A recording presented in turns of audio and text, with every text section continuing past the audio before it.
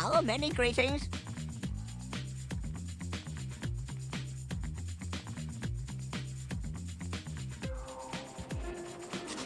Hello, many greetings.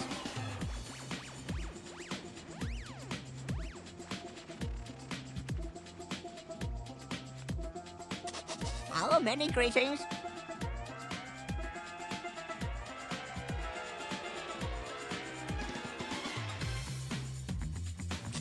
Hello, many greetings.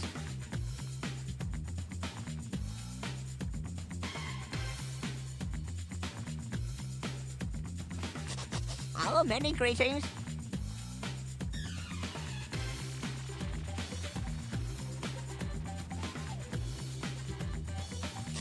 Hello, many greetings.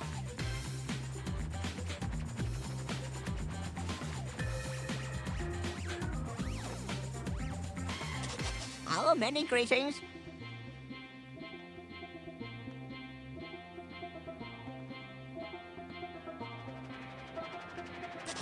Hello, many greetings.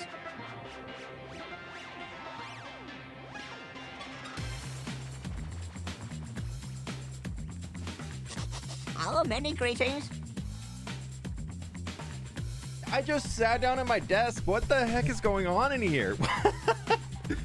Guys, we haven't even started the stream yet. But literally just, I mean, technically it's starting soon, but you know, like it's here. You can welcome on in, everybody. Welcome, Raiders. Impulse, thank you so very much for the raid. I see my camera's even broken. I haven't even fixed that yet today. Let's see. Does it want to work today? I hope so. Ah, it does want to work today. That's lovely. Look at that. Wow, we're here. Thank you so much for the raid, Impulse. I really do appreciate it, my dude. Thank you, thank you, thank you. How we doing, friends? Welcome on in. I haven't even got my hair fixed. I'm just sitting down. Jinxie's dropping 25 gift subs. What is going on? We had just chaos to start the day off. Hi. Hello, many greetings. How we doing? Welcome on in, my friends. Good to have y'all. Impulse, thank you so very much for the raid again, my friend. And all of the raiders, welcome on in, y'all. Hope y'all are having a good one today so far. What we all up to over at Impulse's stream? Is it Hermitcraft Day or what are we doing? Hello, many greetings. Come on in. It's just. I hope y'all feel greeted. Yeah. I hope y'all feel greeted. I love your vids. Didn't know you streamed. Yeah, we've been streaming for the last few months pretty consistently. Monday, Wednesday, Fridays. It's been fun. Hermit Day. Oh, fun. Hermit Day. Mini game day on Hermitcraft. Oh, that's cool. TCG with beef. Nice. Nice. Good stuff. Good stuff. Very cool. Tag and Hungry Hermits. Dude, Hungry Hermits looks really cool. Like that looks fun. I remember like Tango building decked out and everything, and that was like so in depth and just absolutely nuts, but like kind of terrifying to jump into. Hungry Hermits seems like just like really easy to jump into and just have a good time. That's so cool. But welcome on in, folks. Welcome. Good to have you all out here. How we doing? Menina, good to see you. We gotta get some hellos in out here as we're starting. Tuxie, thank you so much for being here. How we doing today? Welcome on in. Lauren, hello. Arcane Knight. Many greetings, my friend. Highlighter, hey yo, what's going on? Hello, many greetings. Dire Kestrel, thank you so much for the 5 gift subs as well. Tuxie with the tier 1, thank you. Burp with the knife with the 13 months. Super Charlie, thank you so much for becoming tier 1 member. Roaring Simmer with the tier 2, and Jordan with the dono. Thank you so very much, everybody. It's gonna take a minute. We had just kicked off a hype train too, so, you know, like here it's just all going. It is what it is. Jinxie, how we doing? Tango is a Redstone madman. I remember working with him on Empire Season 2 because he was helping out in Gobland for a little while when we did the crossover, and he was like I don't want to break anything that you're doing, but like, where can I do something to help you out and give you something and blah, blah, blah. And I was just like, dude, if you just anything you want to do that's redstone, it's just going to be magic to me. Don't worry about breaking anything. I'll build around it with like a safety bubble so I don't touch it and break it, because I know if I touch it, I would break it. But it was so cool because he built a bamboo farm and a super smelter. And the bamboo farm like auto fed in through like a minecart track that like jumped all the way through the ceiling and up like through like floating in the air on these railroad tracks and everything to drop the bamboo off in the super smelter, so it always had fuel, and it was so cool. It was I still don't even know how it was made, but it was so absolutely cool. Jinxie is sick. Oh, Jinxie, I'm so sorry to hear that. Hope you feel better soon. Anima, how we doing? Those collabs are absolutely great. Yeah, they were really, really fun. Shin Baba, what's going on? Economy, welcome on in. Hades, hello, many greetings. Piranha, good to see you. Welcome on in. It's good to have you all out here, my friends. Good to have you. Random Geek, welcome on in. Good to have you. Okay, let me scroll up to the top of the list here. Killer Boys, thank you so much for the 200 biddies. Dark Astral with the biddies. Thank you. So let me do a little pause on the. I was already working kind of ahead because I was just sitting here at my desk. But welcome on in, my friends, where we are starting more digging today. Happy Monday, bro. Well, first we're actually going to be placing rocks in. I've been planning and doing a lot of behind the scenes stuff yesterday to try and get ready for the next video. And I decided, I think I mentioned it to y'all, but I want to transform this over here. And I think we can make it into something really cool. So for those who are not aware, going a little Zeros world map right here. Recently, we went through the process of digging out a massive river coming all the way through here that connects to this point and all the way out into the ocean. So that we could hoping you are all doing do all this stuff. Looking forward to a good I don't know why I heard it say, hope you are old. Hope you're... but you know, this is what it is. Dark Astral, thank you for the best, my dude. Saint Pat's. Potato People Amber, thank you so very much. Yeah, almost St. Pat's Day. The Irish are going to be at their strongest. It's going to be great. Shan, welcome on in. Thank you for the 37 months. I do appreciate that. But yeah, so this is the big river. This is Le River.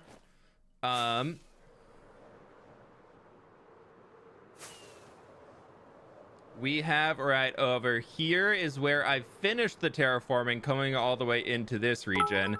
And this is kind of the end goal that we're going for here. Eventually, it's going to have that lush edge to it with some trees and everything along the side. But, you know, that takes a little while. So we're up here right now with all this. And this side, that whole mountain eventually is going to be coming down a massive, massive chunk compared to where it is right now. So that's just kind of sitting there doing its own thing. We're not touching that right now. But for those who are not familiar, a lot of the terraforming landscaping I've been doing recently, I use Litematica for it because it allows me to pre-plan things in Axiom and get things looking really, really fancy and nice and sweet and cool and all that stuff. So feast your eyes upon this mess. 5 months goes BRRRRRRR. Don't forget to like the stream chat. Spotty or Yeti, thank you so much for the 5 months. I do appreciate it. Yes, yes, yes. My friends over on YouTube, click the like button if you haven't already. I very much do appreciate the support. So what I was working on before stream started today was bringing this water line all the way down here for a little waterfall. And I built up these rocks. So before we get into digging today, we're going to be building out the rocks that we have up here just to get as many materials down as we can.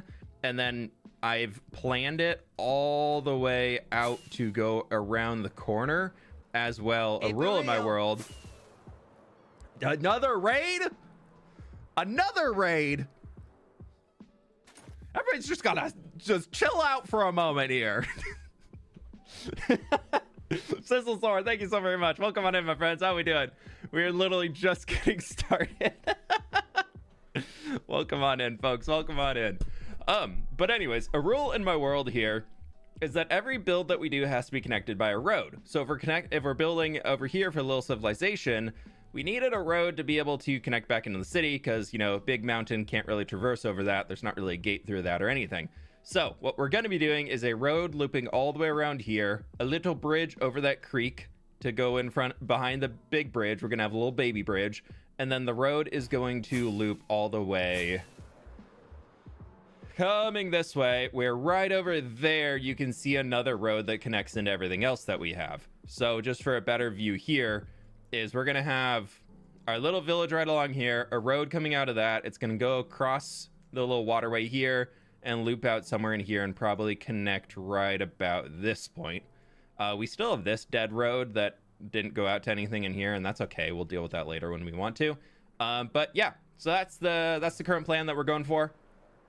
My main goal is to tackle this side of the river. That's all we're going to be focusing on today. I did terraform this in the creative copy over here, but I'm a little on a time constraint for this whole video right now. So, Dr. Robbins, thanks so much for the 6 months, my dude. I really do appreciate that. Thank you, thank you, thank you. Yeah, so we're focusing on this side here, getting all this cool stuff in, placing it all the way down that way, and then we'll see where we go from there. And the hope out of this is that we're going to be removing a lot of things that I've been needing to. So we're just going to unpause that, and we're going to go back into placey place mode, and we can actually chat and catch up for a little bit. For a lot of building stuff recently, I've just been using easy place because I don't want to deal with it. So yeah, we're using easy place again today because speed is nice. I am running behind on things, and I want to get things done quickly right now. So we are doing that. Lulu Goblin, how we doing? Welcome on in. Good to have you. Hope you're doing well today. Just noticed you have the Minecraft experience, Kate. No. Dr. Robbins, who just resubscribed, they went and they had an extra code and they gave it to me. I am headed to Arizona. I'm headed to Austin later this year. Not Dallas, but I'm headed there. But I'm actually headed to Arizona later this week for a bachelor party. So I'm gonna go down that way to find some sunshine for a little bit. So yeah, that's where the short time constraint comes in for this week. I'm out for a few days. Okay, so I've been kind of taking it like right over to here-ish, and we're just gonna leave that empty and we'll just keep building it up. Ooh, have fun. Yeah, I'm gonna get so sunburned. I'm gonna get so sunburned. It's fine. So I'm going pretty basic on the terraforming here. Most of this is stone, and beyond the stone, I am working in tiny bits of light gray wool.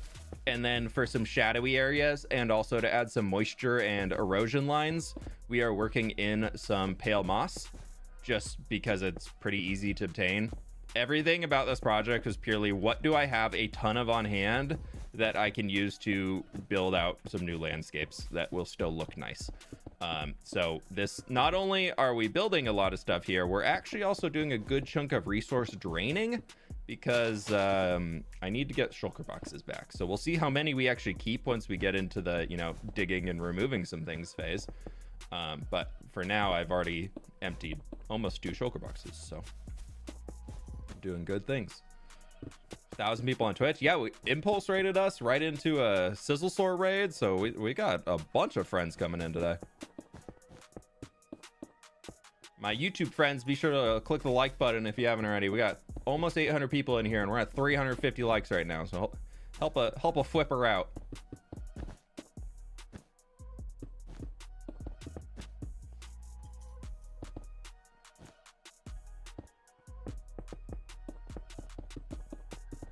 I rebound the toggle easy place key to my mouse recently, because I have a 12 button mouse, and it's been taking a little while to get used to doing it, but it's so nice. Oh well, that's being able to just toggle that instead of needing to touch the keyboard again. Not digging. We'll be digging later. We just got an empty space to be able to store more blocks. This is like pre-dig prep. Oh, this is all path block up here. Lame. What was that thing it was before? I don't know. When I put it on my mouse, I kept hitting on an accident. It's on one of the back keys for mine, so I have to like reach my thumb back there to get it. So I don't hit it too much. I have a Corsair scimitar, so it's got the 12 buttons on the side, and the front 9 are all for inventory slots, and the back 3 I have set to different Sorry things. for not checking in. Pleased to meet Harold, thank you so much for the 7 months, my dude. No worries at all.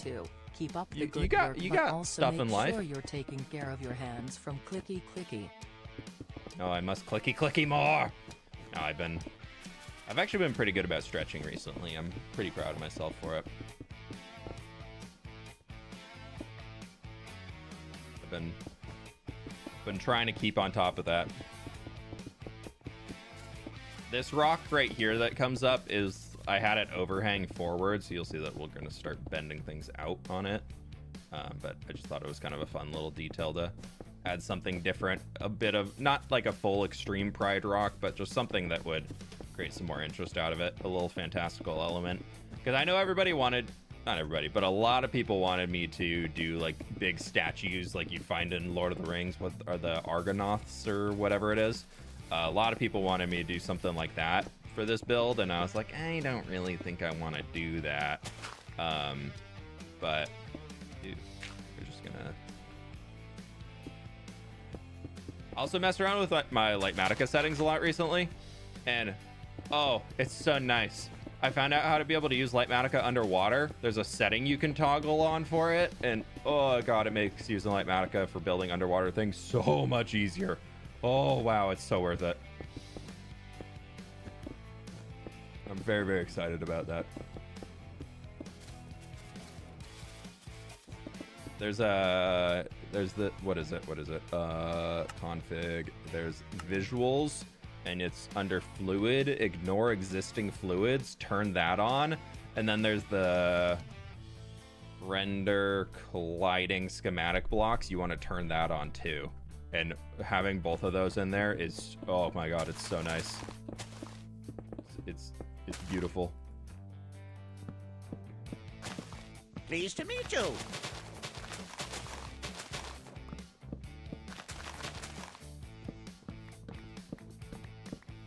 The goal is to keep the villagers alive, so I'm redoing their houses last. They're gonna just stay in their little boxes for a bit. Everything we got up here is very not friendly. Ooh, we're out of stone. We're out of stone. How could that happen?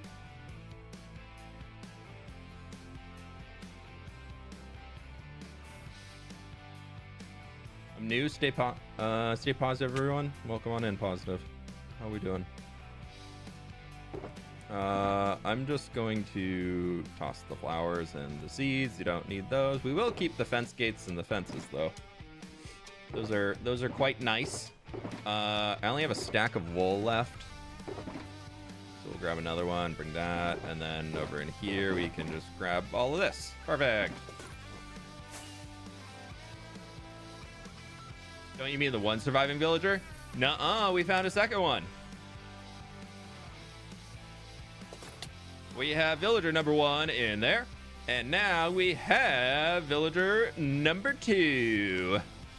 There was a second villager that was just chilling back here. They had fallen like right over here, and these blocks did not exist, so he was just stuck in this little corner. It just couldn't move anywhere. And we were randomly, I think when we were digging, I can't remember what we were doing. I think we were doing the riverbed, like digging that out and putting the water in, and then noticed him there. And yeah, so we now have 2 villagers. What are you doing right now? We are reverse digging. Pleased to meet you. We are placing in blocks to fill in. No, we're not BRRRRRRing right now. We are place. Terulaceni. Let's go with that. Thank you for the 3 months. Appreciate it. Also, Shadow Games, thank you so much for the tier 1, my dude. Appreciate that. Yeah, so we're building up this big cliff right now so that we can have it ready to go.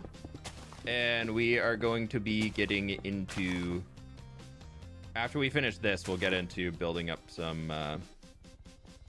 or digging out the edges of the river.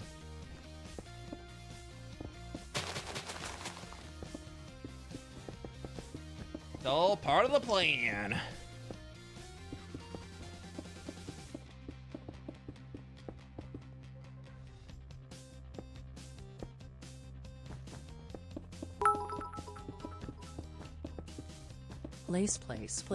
Place. Exactly, yeah, thank you, Jinxie, thank you. That's exactly what I was going for. Doesn't really hit as hard as BRRRRRR though, so we'll have to find a different way for it. Hey, Villana, how we doing? Welcome on in. You getting excited? I guess you're 2 days away. You're EU servers. EU servers. EU. Pleased to meet you. Let's name the cliff. Thanks, Profi Sloth. Thank you for the 2 years. That was such a informative, graceful message for a 2-year sub milestone. I hope you enjoy your brand new tree. And remind me to ask you if I need help with naming things in the future.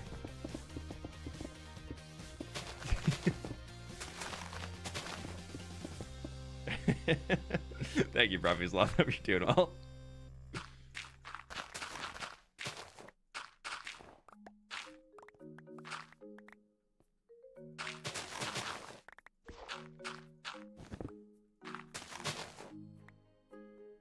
We got everything over there? We did. Okay. Boop, boop, boop.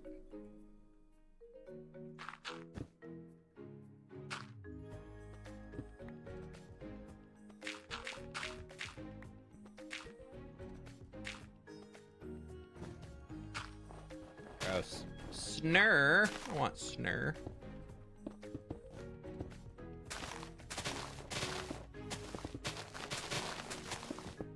We're getting through it as quick as we can today. The goal today is speed.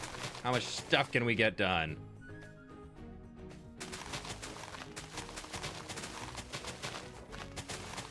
Not much if I run out of grass blocks, though.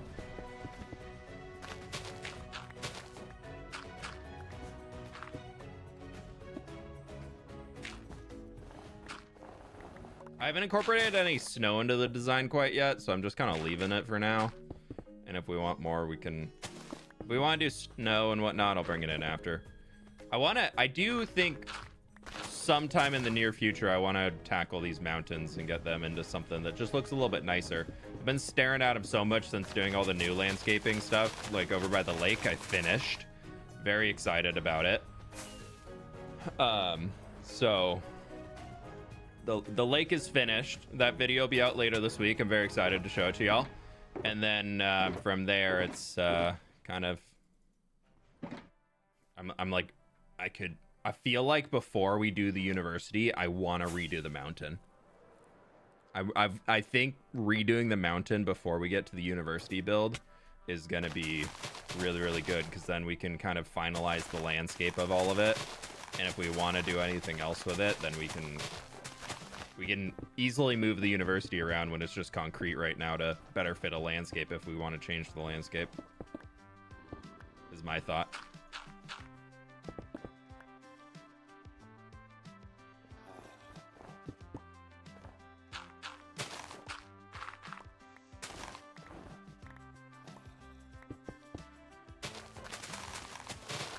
Those hidden under ones were not needed. Lovely. Is there anything over here still?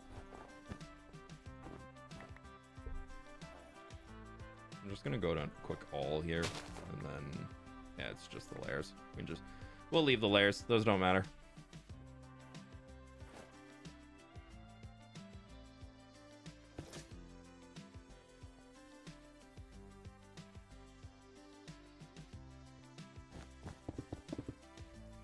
That's okay. That's okay. That's okay. We got plenty of stuff to be doing. I'm excited to get this waterfall to come down and send it down the middle. Pleased to meet It you. looked really cool when I did it quickly in the creative copy.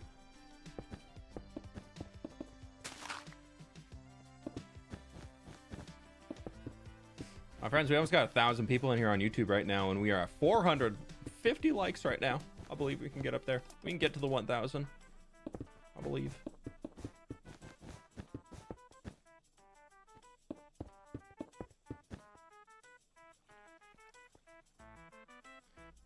And also, Easy Fristy, thank you so much for the 2 months. Appreciate that. Thank you, thank you, thank you.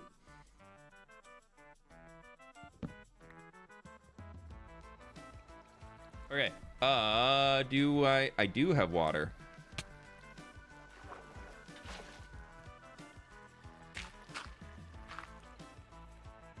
We need to go get another bucket.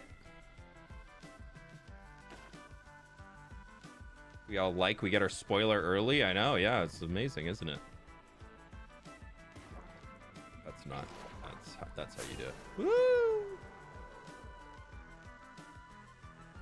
Where?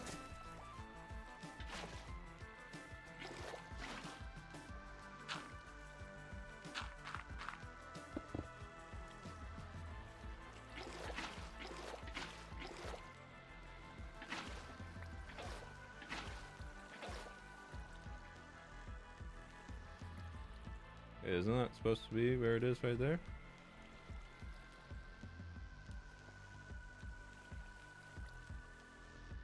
Are we... Why's the water being weird? Did I put one... No, it's supposed to be there. Weird. I don't know. It's doing something. Doesn't matter. As long as the water's in the right spots when it comes down here all the way, it's okay. That's supposed to be dirt. And what is it right now? Grass? Okay, so that'll just fix itself.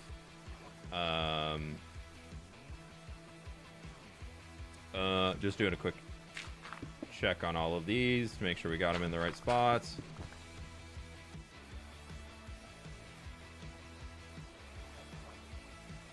I think we did, and it's all just gonna slowly get rid of itself. Oh yeah, okay, so up here is supposed to be, yeah, okay. I'm just gonna do a little boop boop boop, block that off, and then now if we break those and then we break that, that should, yeah, okay, that'll fix it enough. And then yeah, okay, cool. Now we're good.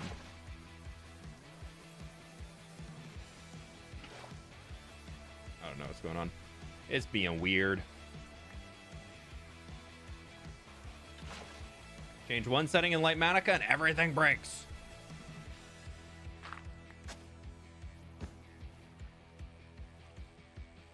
I need to go get more water.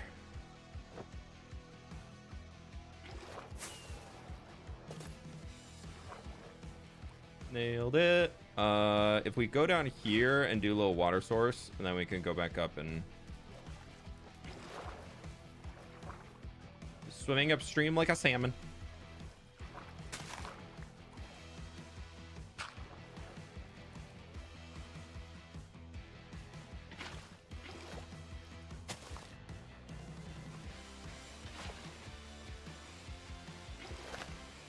Let's do that, and then if we press here, that should fix that guy. Perfect. And then that and that. Lovely.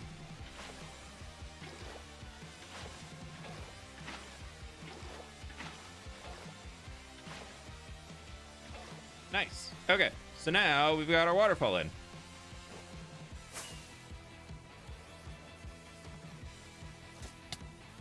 That's looking pretty good. Okay, cool. I like that a lot. And then should be pretty cool. Water's living his best life without a care in the world or a carefree planning. True. I tried so hard to make this perfect. How do you keep a forever world, fWhip? I have a only dirt forever flat world. That sounds like you are trying to do something extremely challenging. And so you really got to embrace the slow grind of that, of you're not going to get things done quickly at all. And that's okay, because if you are having fun along the way, then that's what matters. And that's the way to keep a forever world is... Did I throw away anything useful? No. In order to have a forever Minecraft world, you just have to be doing the thing in the world that you actually enjoy doing. Like that's the big takeaway for it, in my opinion, is there's no perfect way to do it. There's no right way to do a forever world. There's no wrong way to do a forever world. As long as you, as the player who are playing in said forever world, are having a good time, then you're good.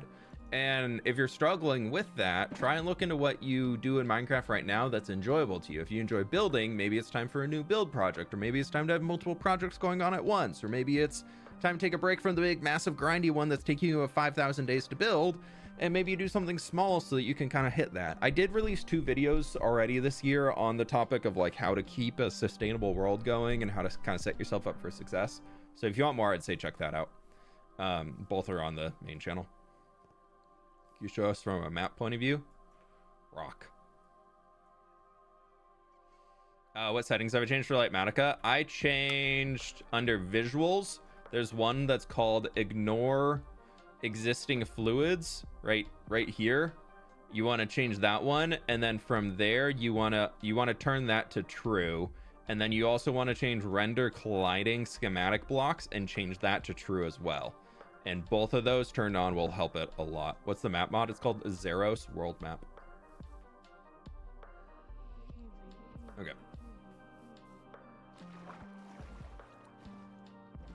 Right, first cliffs are now done in here, and I've peppered in some of our light gray wool as well as the pale moss for our shadows, and also adding a little bit moisture. Now we just need to continue the cliffs along this way back towards the village.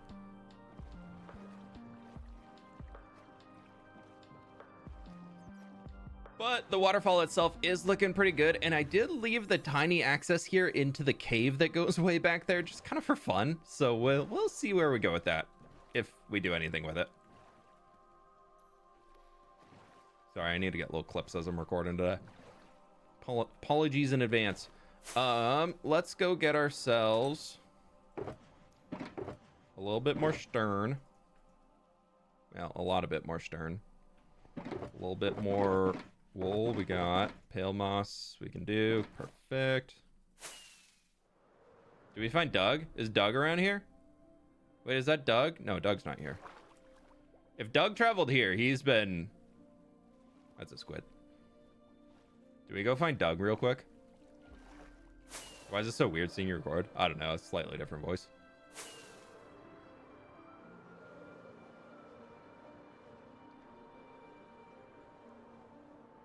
Yeah, we're on day 9,337 right now.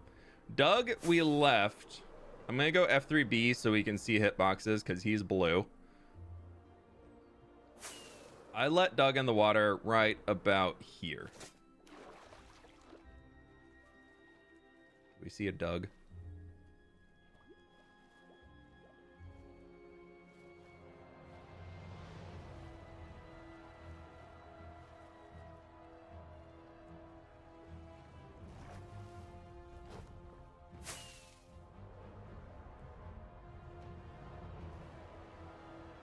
Doug?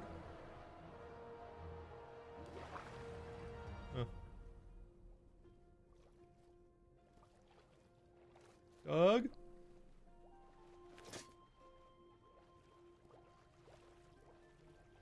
Doug? Y'all, I don't know where Doug is. Our river's no longer Dugged. Do you know who Waxrod is? Yeah, I know who Waxrod is. He's rated our channel. We've rated him quite a few times on streams. Where and who's the specimen? When I finished the river, I said the river was Dugged, and we released a blue axolotl in the river. I don't know where he is now, though. So, Doug will pop up one day. I have faith that Doug is still here. Unless our mutant fish monsters over here manage to eat Doug. Yeah, do you eat Doug? No, nobody here wants to claim. He looks suspicious.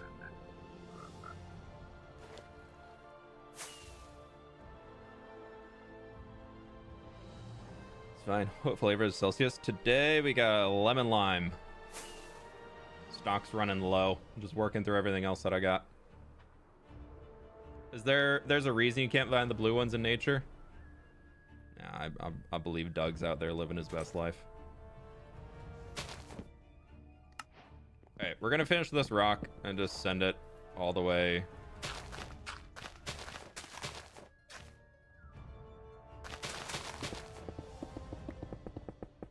As far as we can. I put some house outlines in. I haven't designed any of the homes yet, but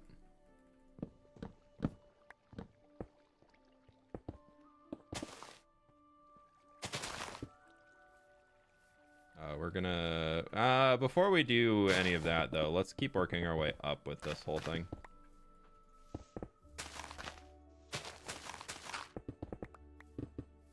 Keep emptying the inventory before we start filling it again.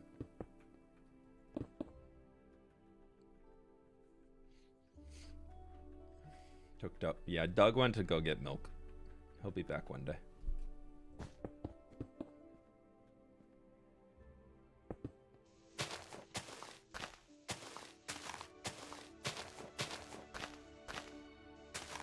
Oh, I was like, why is this not decaying yet? Right. Kind of the whole thing about it having logs connected right next to it.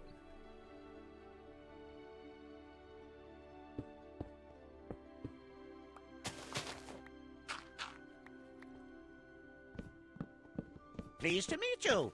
Like the stream fellas fWhip.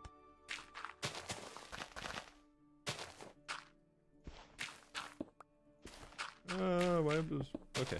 Placing blocks is not that difficult. I can do this. I can do this. I can manage. Glasscop, thank you so much for the 5 months, my dude. I really appreciate that. Thank you, thank you. Hope you're doing well today.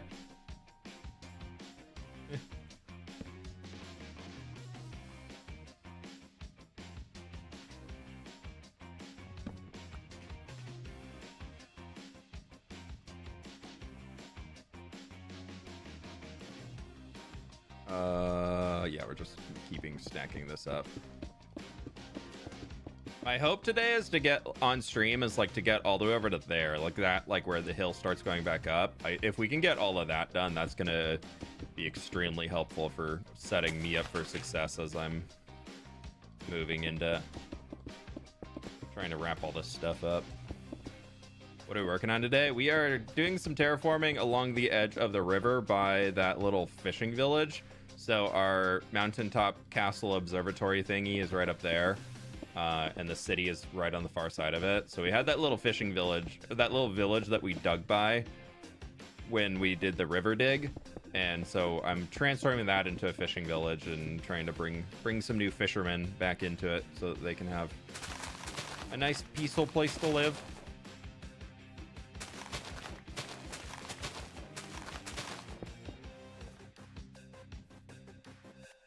We're gonna need to get rid of all these houses and everything, but we can do that a little later. I kind of like the idea of just doing all the rock terraforming and everything before we even start thinking about removing them. All I've done so far is like plot out where a lot of the rock structures are gonna go, flattened out some areas, make it buildable, and then like through in some simple roads that you'll see. Wahoo, Profi Sloth. What's going on?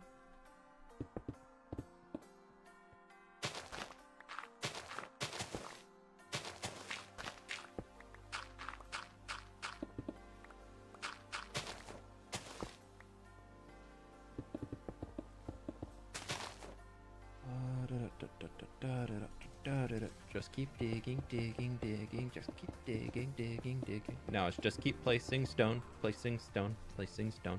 No, thank you, zombie. I'm gonna go this way. Think so.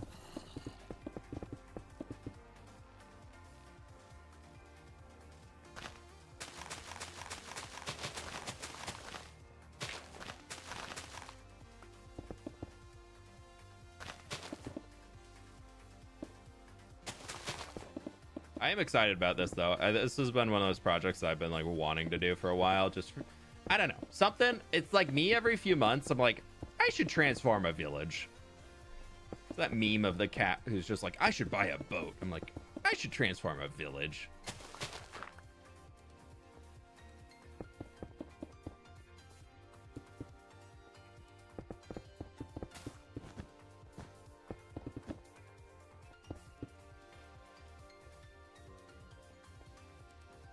Are you keeping the village then? Yeah. We're gonna be providing homes for our lovely villager friends. I did keep a little bit of like the wonky terrain in here, so it's not perfect in a lot of the landscape sections, but I was okay with that when I was designing it. Felt like it was fine to leave a little bit of that wonk in, just for the original generation. And if we want to clean it up later, we can, but for now, it's like, I think this looks okay.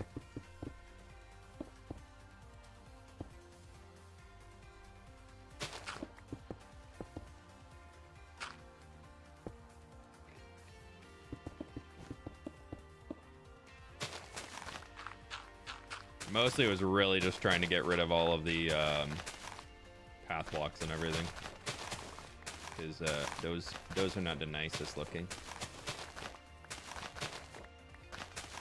Who would have thought a road going just directly up the mountain like that would have been a good idea? Great job, village generation. Great job, Minecraft village. You did it. Right on top of the powdered snow too. Even better.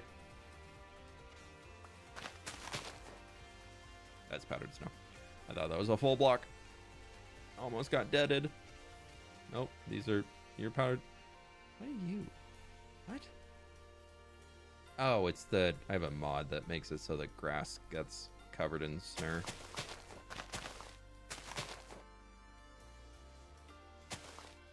Just leave those.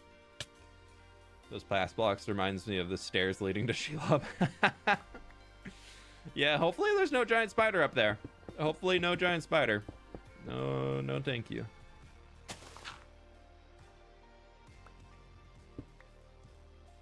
I can do without Shelob in my Minecraft world. Or, you know, just in any world.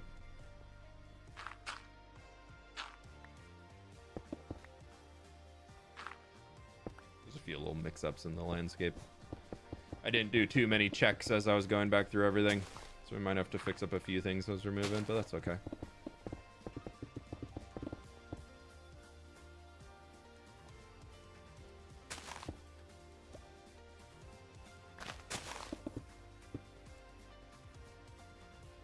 That's okay, that's okay. I think this one just ends right here. I think I just kind of...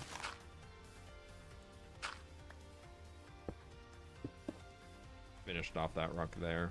Yeah, I did. Okay, perfect. Cool. How's everybody's Monday been going so far? We good Monday vibes over here. We lost the sunshine we had in Seattle over the weekend. It's back to rainy weather again today. Not super against it, but it was nice to have a few 60-degree plus days in a row. That was honestly really cool. It definitely was one of those weekends where I was like, I'm so excited for spring. I was like, I'm getting so excited for spring. Started thinking about what veggies I want to plant in the garden this year and all that. I was like, I'm getting excited.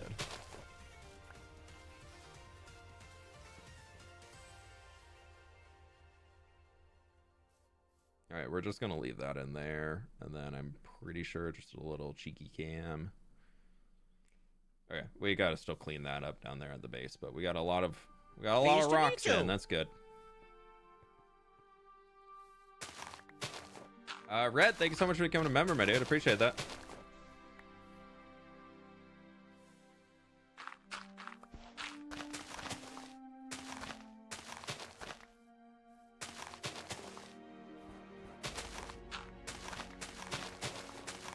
That'll just grow over as it gets there. It's fine. It was so warm last week, then this weekend started to get colder. Yeah.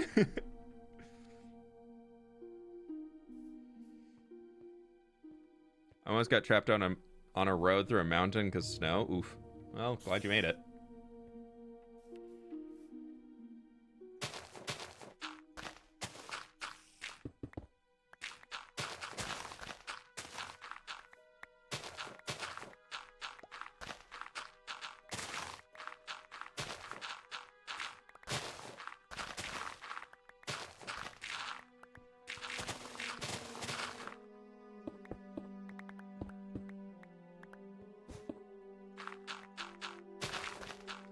Okay, yeah, thankfully this isn't, there's not too much, like, I tried to keep this side especially, like, pretty sharp going up as we're working in the mountain, because I don't want that to, like, hide that entire mountain. I wanted to keep it here. We might move the top back just ever so slightly, just to give it some more breathing room from the edge of the water, but I'm pretty happy with how it's come together so far. And all these grass things are just from a brush that I used to clear it all out quickly, so we can just leave those two. Anyone or fWhip have any advice? I always seem to struggle with what to build next in my world. I always get the basics on like a house, farm, cows, and sheep, and then I get stuck. If you're getting stuck on what to build, I would say having a theme for what you're going for can be really big. And for me, the way that I always have build ideas, because people are like, how do you keep building? How do you keep blah, blah, blah? I've had to, because it's not normal to always have a new idea of what to build. Like, that shouldn't be the expectation. But it is a possibility to at least, like, keep ideas flowing. And that's by telling the loosest of forms of stories. I'm not doing anything like crazy lore or whatever in this world, but there's a lot of things that I've done and builds that I've worked on that have come into existence because of a story I'm trying to tell. So like the big overarching theme I have in this hardcore world is that I'm making a medieval fantasy world full, like my tagline that I always say is I'm making a medieval fantasy world full of interconnected civilizations, which is towns, cities, villages, blah, blah, blah. And then I'm showing how they live. I'm not writing some crazy story of how warring factions interact with each other and how they destroy each other on the battlefield or anything like that. Like, that is absolutely not my goal. But what I am doing is I'm breaking down, like, how do the trade routes function between them, which led to this entire project here of we have the city of Path right over here. They have a bunch of farming communities and towns, and they have the giant world tree. So, like, it's kind of a place that is travelable. A lot of people want to travel to it. And we have the big harbor out here. So, again, something that is for travel and moving around and everything. And the harbor needed a way to get the goods out. So that led to digging at the river, because that connects into another civilization we have over here in Papyrus, which is a desert themed city that is exporting things like sugarcane and just other goods you can get from the desert and that type of stuff that we have in our Minecraft world. And then on top of this, we have a new little gravel barge right in here that is coming over from the Dwarven city. There's going to eventually be a big Dwarven harbor here to explain where that barge came from. But they're kind of like a steampunky mining focus, ores, everything, but like dwarves who live above ground. So that's how over there I kind of got the idea for those things. It's just kind of, again, tying all that stuff together. So I would say if you're getting stuck, figure out what sounds fun for any form of a story to tell. It does not need to be intensive at all. If anything, I encourage people to leave it very open and like you're not setting too many rules for yourself, because the more rules you start setting for yourself when you're in telling a story and everything it can help guide, but can also really help harm, like it can really harm your progress. So yeah, world building, not lore. Like lore that only results as case of building the world and making it seem like something is alive and well. Another river to the Dwarven district. The Dwarven district in the city is just like right up here. If you mean like that cave is way underneath in here. So they're kind of on their lonesome. I've thought about doing like a tram, like an underground tram or subway station, because they're kind of directly lined up. It'd literally just be a line across there. So we might do that one day, but that kind of sounds like a really, really big project that would never really see the light of day if I do it. So I'm kind of like, I probably shouldn't. There's probably better things to use my time on. So yeah, but that's how I keep going and getting new build ideas and keep getting new things. Is single player Minecraft, you really have to think beyond your own base. If you're only thinking in terms of building a base or a house for yourself, like start there, get your own base set up, get all that stuff set up. But then once you've gotten that all figured out and done, if you're only going in terms of stuff that you're going to be using as a player, and you're not really super technical redstone minded, you're probably gonna get bored after a while, or just run out of ideas, because Minecraft really has to be a game about building and creating things that are outside of what you're dealing with in the moment and like all that stuff. And a big way to do that is kind of just telling a story and building up little towns. Transform a Minecraft village, give them all custom houses and all that stuff. That's a really easy way to find something to do. Just jump around to different villages and do a different build style at each village you make. Make roads to connect all those villages together. Bam, you got a whole world right there.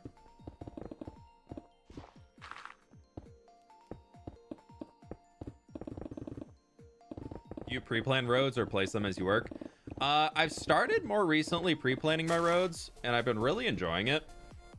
Just the look of them, because I think they give a much better rounded look to the road and smooth out there's the path tool in Axiom that is just nuts for it. It's really, really useful. So I've been using that a bunch. We have so much extra stone, I don't need to pick up any of this. But yeah, so I've been using the path tool a bunch for it, and that's been cool. And then on top of the path tool, I've been then I come back in and I texture it with some brushes and stuff. And then I found that once I started doing that, my roads were getting to be larger than they are when I do it by hand. And I've found that one of the things that I usually don't enjoy about how I do building and whatnot that I'm working on is I tend to make the roads pretty narrow, like only 2 or 3 blocks wide, and then I come back later on a horse and I'm like, I can't move through here. Like, I'm just hitting the bushes and the trees and everything that I have on the sides. So now that I've gotten used to doing them in Axiom, I've been liking the results a lot more, which is fun.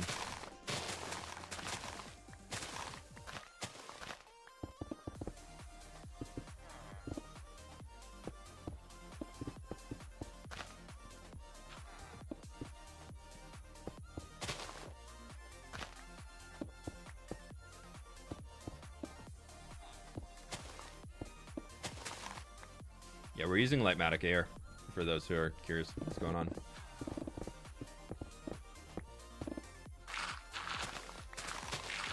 Oh, it might be time to take down our first house. Except that's where the villager is. Problem?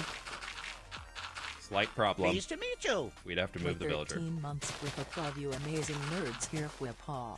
Miss May? Oh, right. My Google notification never went off. My Google notification didn't go off of reminding me that I needed to ban you. That's right. Hope you're doing well today, May. Thank you so much for the 13 months. Good to have ya. Oh, there's a bed right here.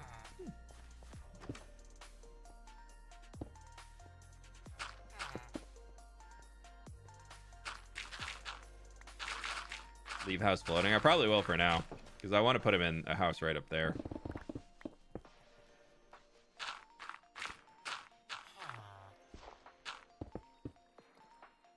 You'd miss my sass, admit it. True. True. I have mods that keep me humble. That's the secret to being a good streamer. You have mods that just really just keep you humble.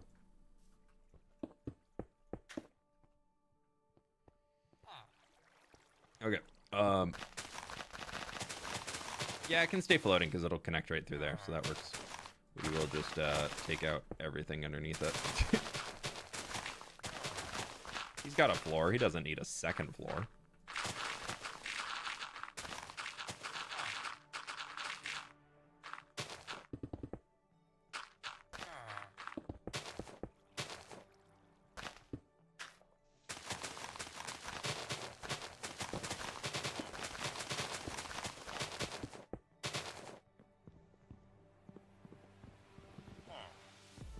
What is that? Oh, it's an oak log. Oh, that's what's blocking him in the door. Yeah, we're gonna leave that there. They are not allowed outside until it is completely safe up here, aka the landscape is done and they can't fall in a pit.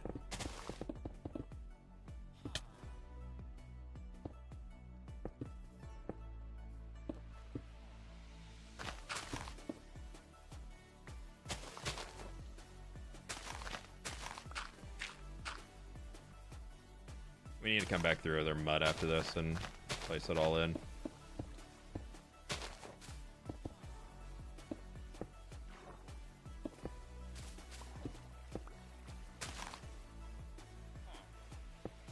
Alright. There's that. That's all the way up. That's that land that we need to chop out. Cool. Now we're getting there. Is there a mod that doesn't sass you in here though? No, they're all pretty consistent Hades. Yeah, they've all been around long enough that they've just turned slightly chaotic.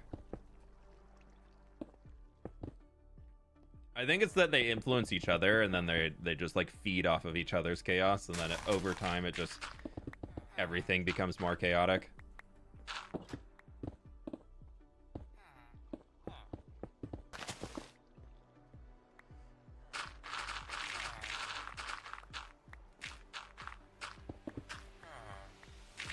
For their own good.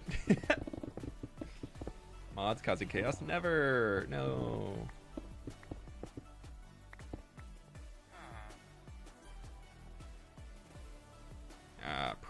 Professional parkourer right there. You saw that. Okay, thanks, May. I was like, I'm looking at a grass block right now. Where did this Enderman come from?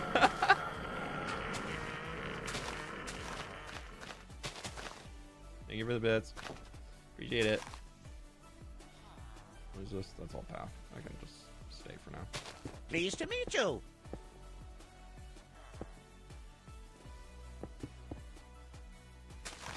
Do we have everybody be specifically a farmer, or do we like potentially let some of them be like, or sorry, a fisherman, or do we let some of them be like a farmer or something? I'm not really planning to trade with these dudes because I don't think I'll be around this area enough for them to unlock their trade, so it's not going to be like a trading hall. But good to have something. Also, Mango, thank you so much for the tier 1, my dude. Appreciate that.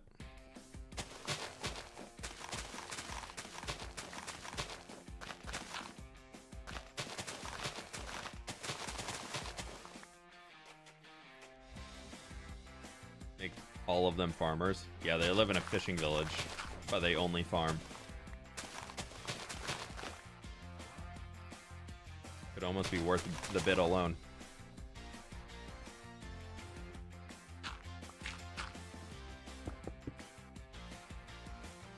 Okay, how's progress coming? Oop. There's a hole in here. There's a hole in my rock. How we looking? Okay, okay. Let's get in there. I like it.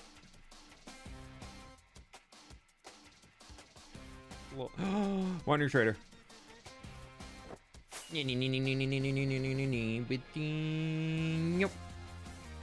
Oh.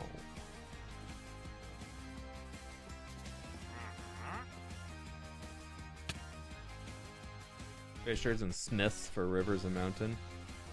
What about rivers and roads? Rivers and roads. No drip leaf. I know. It's so sad. It's fine. It's fine. It's fine. Totally fine.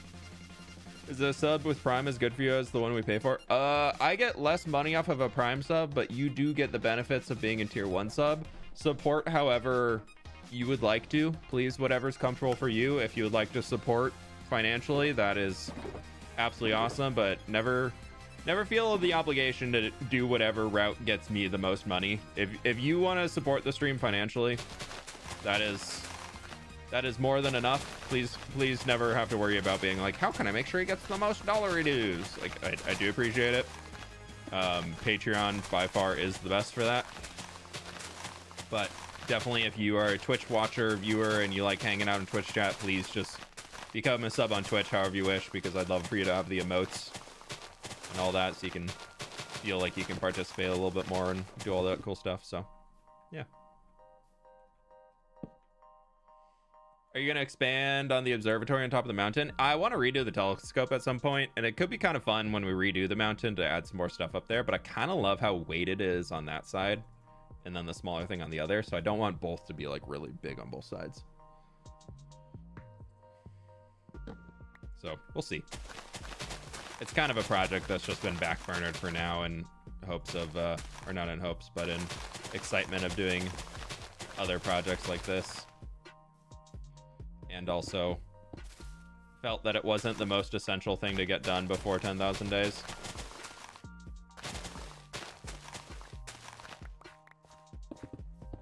Now look who's coming off of his tree.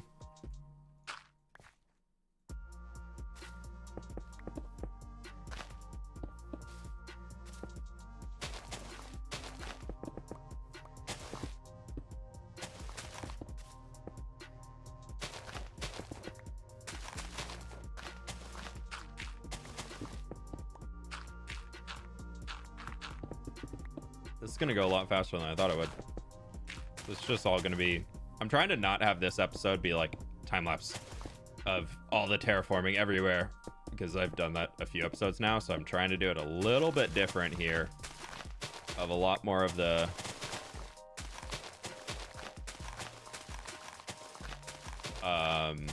time-lapsey like terraforming stuff is gonna be done really quick at the start, I think.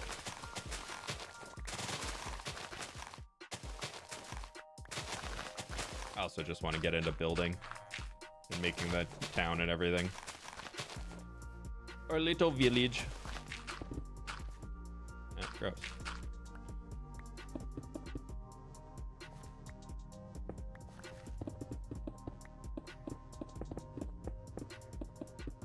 I haven't figured out what type of boat I want to put in here. I need to design a new boat.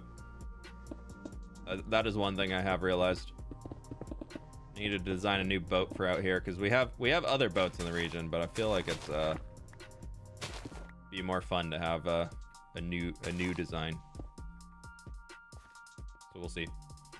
I enjoy the time lapses. Yeah, they've been like I just try and keep a consistent balance to everything that I'm doing. And sometimes I feel that whatever I'm working on just kind of can default into one type of thing. So I always try and just be conscious of it and not just do time lapse because as lovely as they all are, I think it just having a little bit more variety into the content can also be just as good. And it's more that the last few episodes have been very focused around like landscaping. Well, I guess not the resin mine.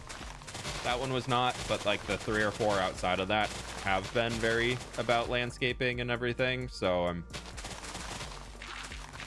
trying to make this not so landscaping focused. I told you all I was kind of done digging, and I gotta honor that a little. Sandy boat coming from the desert area? Nah, it needs to be a local boat.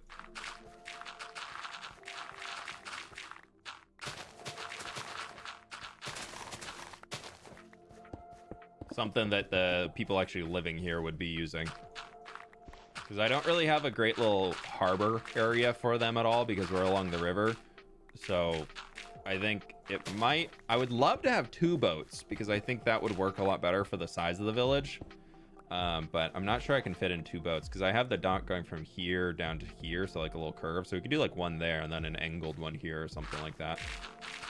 Design one type of boat and then figure out how I can turn it on an angle. Can't stop digging. I can stop anytime I want. I just don't want to stop right now. It's fine.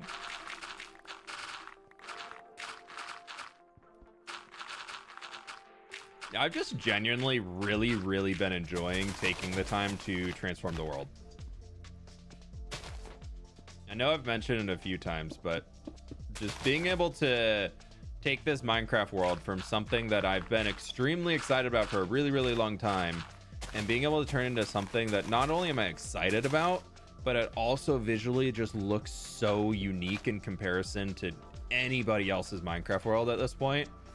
Like that's been really cool just to kind of be able to have those moments of being like, yeah, I have done all that. Like, yeah, that's my world, like everything I've done here. So I've been really excited about seeing how we can take that further and kind of getting all of those things in here. So that's just been really fun for me. Okay, we need to go get our mud.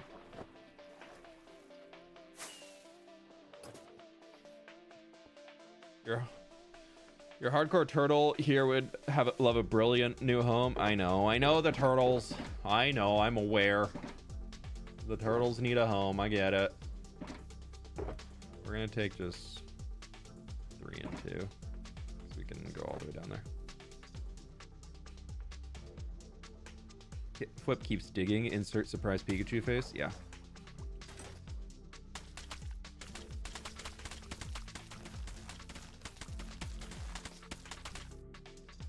Any mud over here? No.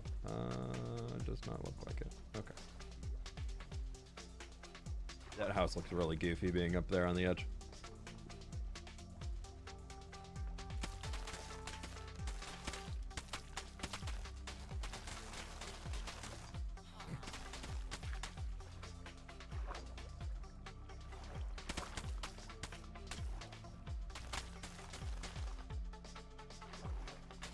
It looks good though. I am happy with how this all turns out. Y'all see when we get a little bit farther along in here. All of the things coming together. I feel like I did a good job with it. I perused the Discord to see if you had it somewhere, but I was wondering if you had your armor/sword enchants listed anywhere. Thanks. I do not. The only things that I would say are out of the norm is I don't like fire aspect on my sword because I find that it catches me on fire more than it helps with fighting other mobs. So then you just need to eat more food if you're using fire aspect, and I would like to keep that percent down as much as I can. And then outside of that, I have prot 4 on 3 pieces of armor, and I have blast prot 4 on a 4th. And then I have Unbreaking 3, Mending, Soul Speed 3, Feather Falling, Depth Strider, all that stuff, just maxed out on everything. The only thing that I intentionally do not max out is I like Swift Sneak 2 over Swift Sneak 3. I find Swift Sneak 3 makes me feel slippery, whereas Swift Sneak 2 I feel like hits a good... I can move faster, but I'm not feeling like I'm slipping and sliding all over the place like I'm on ice. So yeah, those are the only big changes that I've done outside of your defaults of max everything. So hopefully that helps. Caitlin, thank you so much for the 200 biddies though. Appreciate it.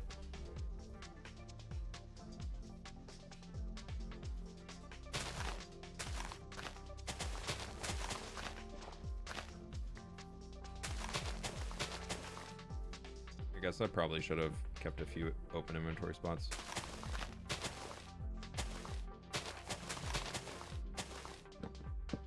And no thorns. Yeah, I don't ever really use thorns.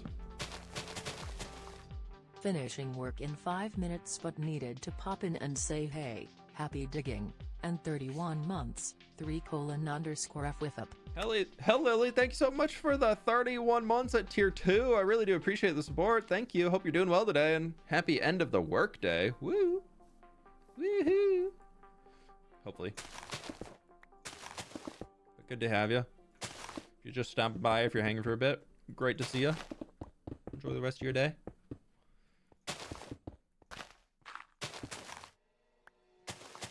No Swift Sneak and Kevin right now? Dude.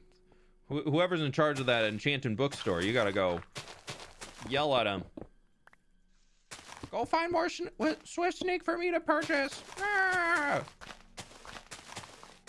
And then they're like, if y'all wouldn't stop losing it, it'd be fine.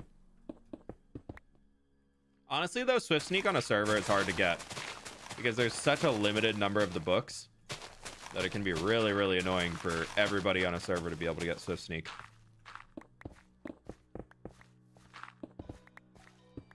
Like, if I'm on a server, I tend to... Like, I didn't bother getting it on SOS because I just felt like I didn't really need it, but... There are Swift Sneak 3 books in Kevin. Ooh, yeah, I mean, You gotta get the super fancy Swift Sneak 2. Highly elusive.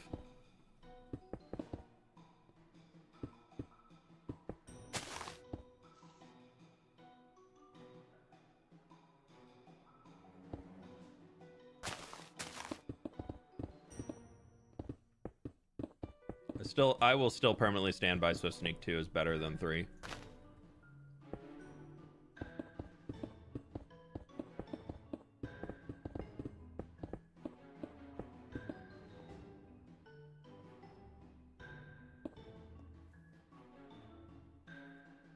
Any other rocks over here that we need? No. Okay, cool. We can get all the other rocks up here. I'm just trying to clear inventory space.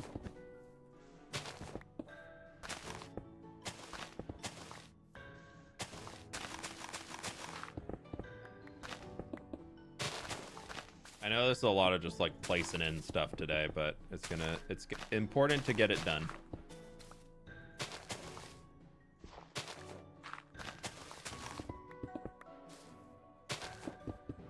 Also tried something new. You'll see with the pale moss as we get more of it out developed here.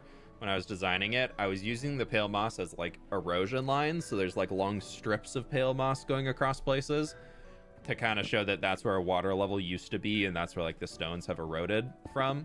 So like giving it a lot more age and context for the world itself, and I think it turned out pretty well. It's really subtle because I, again, just didn't want to go heavy detail, and the amount of restraint I had to have to not build this out of tuff in any way, shape, or form, because I was like, I can't spend an entire day mining tuff, and if I start using tuff now, I'm setting the standard that this entire river valley is gonna have tough in the cliffs, and I can't do that. I can't do that. I ain't got that type of time. The tough addiction must stay only on buildings. I can't bring the tough addiction into landscapes.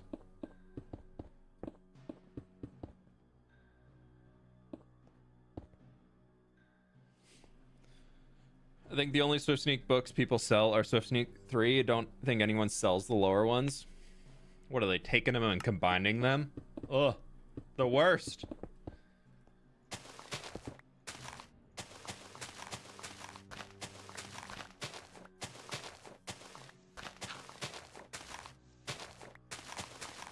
I do appreciate that there are some enchantments in Minecraft that, depending on your playstyle, you don't want to max them out.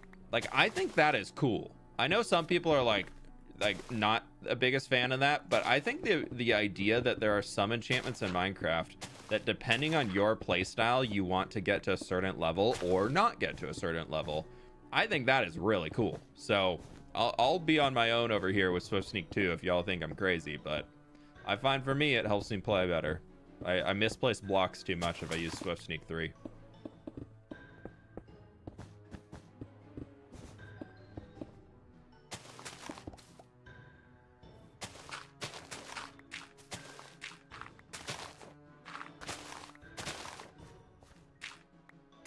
This right here I just kind of left as like some straight lines, unfortunately, so it's not the best, but it'll work for now. Again, we can come back and edit it later, or we can hide it behind a tree or something, and then nobody will ever notice.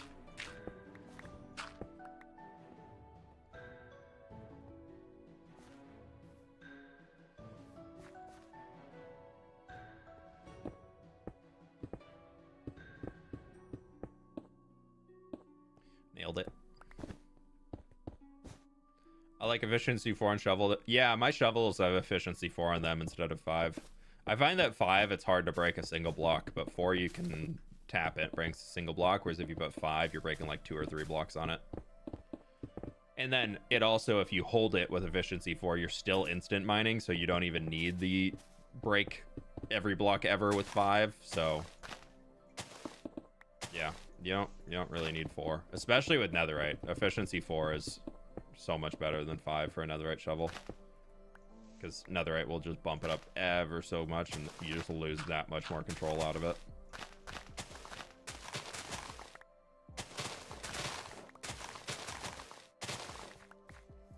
Pickaxes, axes, and hoes are the ones that really need efficiency 5 on them. Pleased to meet you. Only 770 likes and 1,350 viewers. Push the like, guys. Dude, I was so ready for a 777. I'm not going on that. We're not even gonna call that. But Hernan Cortez, thanks so much for the 9 months, my dude. I really appreciate that. I think that's a new tree, right? Thank you so much. I really appreciate it. You're even instant mining gravel and dirt with efficiency 3 shovel, not grass though. Yeah, the grass is the important part for 4.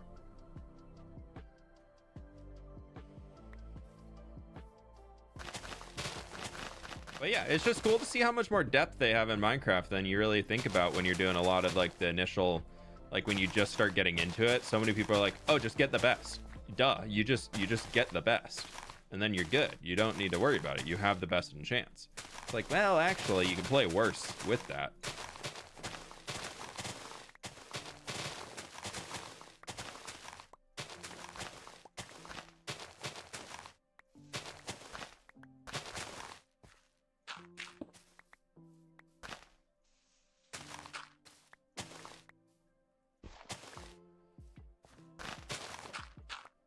Good old Minecraft, always still having depth and enjoyable things to do, huh?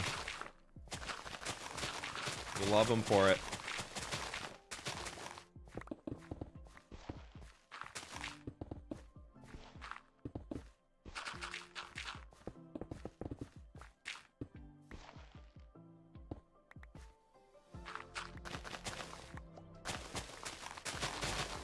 God, so many people vibing today after all the raids and everything from the beginning. It looks like a ton of people stuck around, so I really appreciate it. Thanks for hanging today, y'all. I know we're just doing some more digging stuff, but I'm trying to make sure that y'all get a video next week, so I had to jump into this. Otherwise, I was probably not going to be able to hit next week's upload time. I was like, I think everybody will be okay if it... It's still even a maybe for next week, though, I'll be honest. I'm trying my best, but...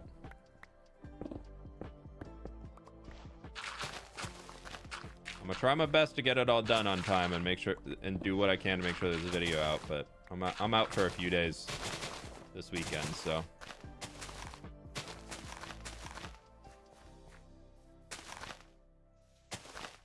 I'll do what I can.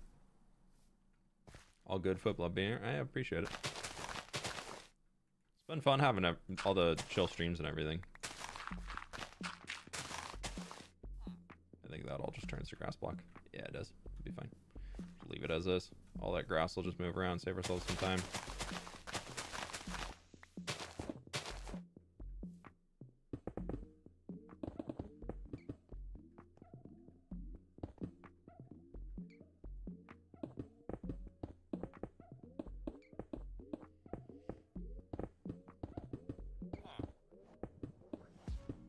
Thought I heard another watering trader, and I was like, nope, that's just the villager.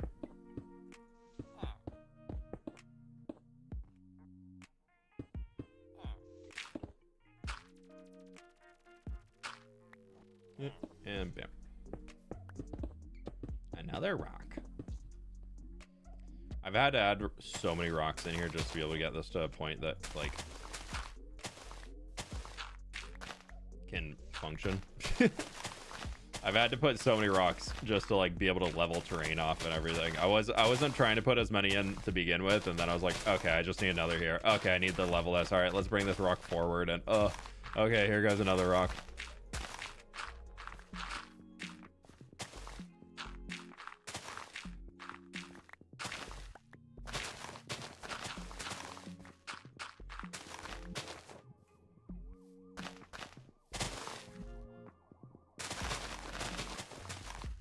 Okay, that's gonna be the floor for that building in, and then yeah, this is all just road.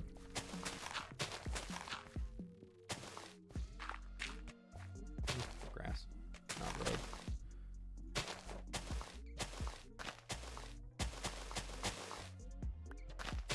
Okay, that's in. That's placed in here, and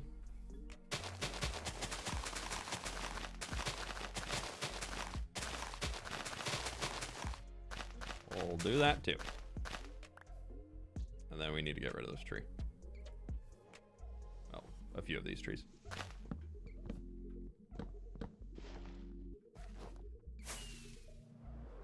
Go dump off all the dirt, and then we can just start mining and taking down some trees. Actually, I'm going to finish this right now. T2, 2, I think.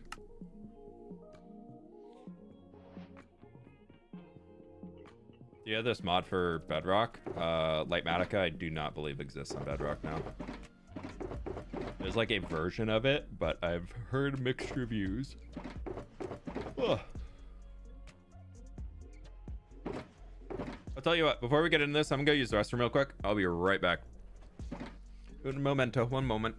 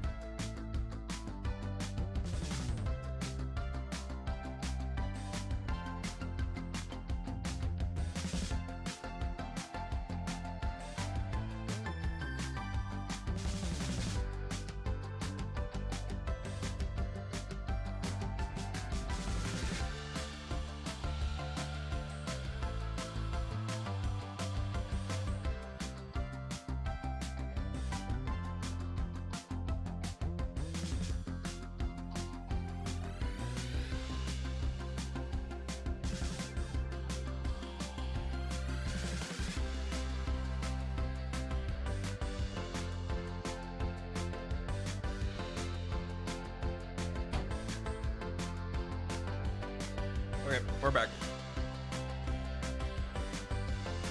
Got a little snack too. How we doing, everybody?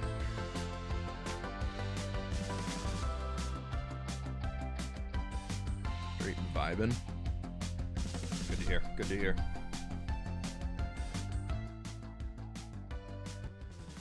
Oh, okay. Back to gaming.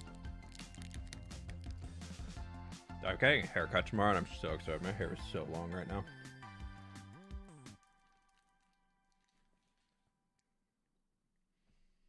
Okay. What were we doing? Clearing trees. Yeah, we'll just clear all these trees. Okay.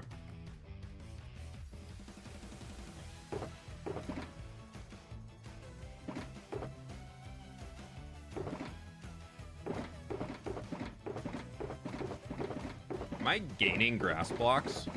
Oh, no. I was supposed to be spending grass blocks. I'm gaining them.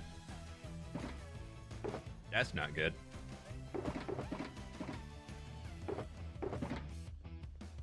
Alright, whatever. This is fine.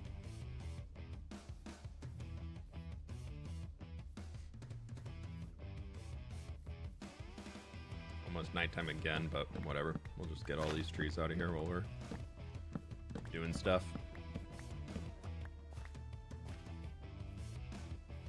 This is such a big oak tree. I always forget that they can generate this large sometimes. I kind of love it. I wish they did that more often.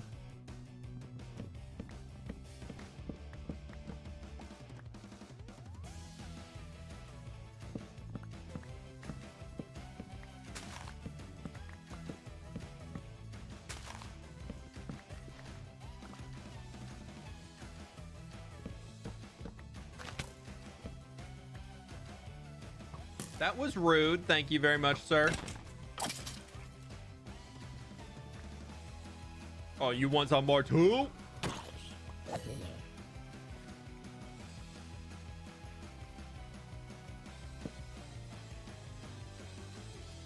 Trees like that are as annoying as they're annoying to take down. They're annoying to take down, yes, but they look so much better.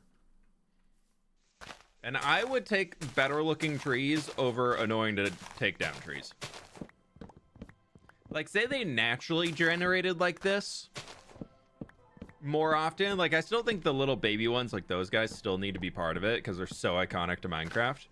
But say these big guys generated more naturally in certain forest biomes, like we have old growth birch forest. What if we had an old growth oak forest biome, you know? Something like that could be really cool, I think. So if they were able to do something like that to make it so we could have a few more things thrown around. I don't know. I feel like that's a very easy way to add some more fun features to the world, and also it makes it easier for horsing in the countryside. No tree chopper mod? Nope. I do everything. I don't have any mods installed or anything like that that influence the Minecraft gameplay directly. They can influence it indirectly through me being able to use something like Litematica or Flashback or Axiom when I'm doing creative planning to help me do that stuff more efficiently. But in the actual game itself, I do not use any mods that modify how the gameplay plays. Someone's stream up and I get back to the PC and there is fWhip on my screen. Good evening. Stam, it was meant to be. How are you doing today? Welcome on in. Thank you for the 10 months, my friend.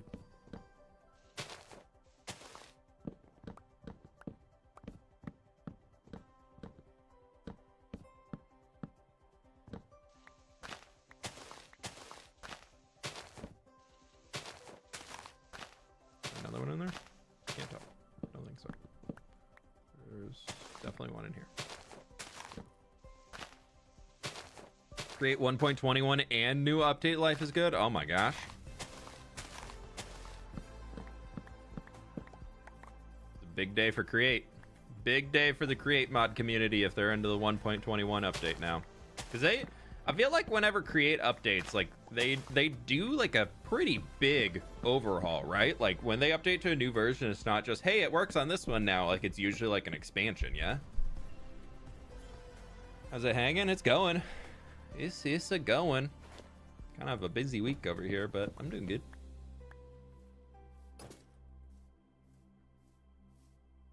Is it ever boring? Like working on projects in Minecraft for me? Yes. There's times where it gets boring. That's when you take a break.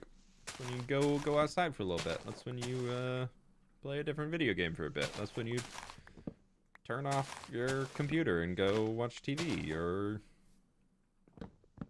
play a different game, or I don't know.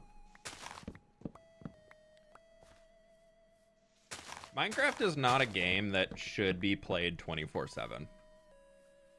As much as I am a content creator and my job is to make Minecraft videos, I still very much think Minecraft is a game best played casually as you have free time and want to play. Not out of any obligation to feel the need to play, purely out of, you know what, I want to boot it up and work on that thing I have right now.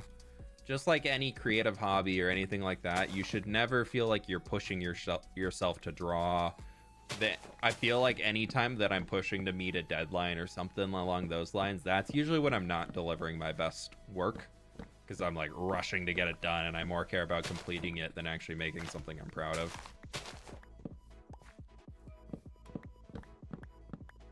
I mean, quick places affecting gameplay a bit. Yes, it does give you an extra single block place range. So, like, it does, but only within the context of something I've already designed, which is, like, where I've kind of rationalized it being. It's not allowing me to, like, permanently have a extra block placement range, but it is allowing me to place something in that I'm planning to place in, just doing it more easily. Use CurseForge? No, I don't. Since Overwolf bought CurseForge, I have not used CurseForge at all. Overwolf is the company that now owns CurseForge, and they are extremely invasive. The privacy clause that they have on their products, just by fact of downloading CurseForge, and then also they're really just not great to mod developers that used to be on CurseForge. So they actually just pay them less than if you were to go to Modrinth and download the same mod without ads, many less ads on Modrinth, and then the mod developers make more money off of the mods they've developed. I will always and forever avoid using Overwolf products.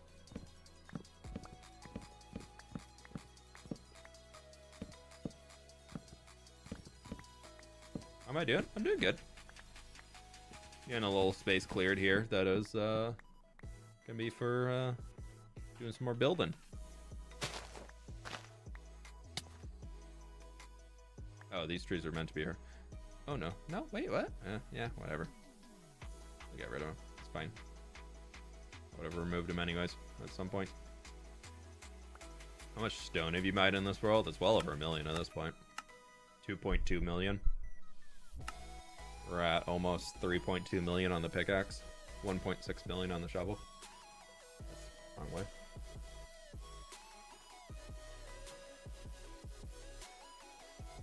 Really need to start going to the gym in the morning. Why are there so many people on Monday evening? Oof.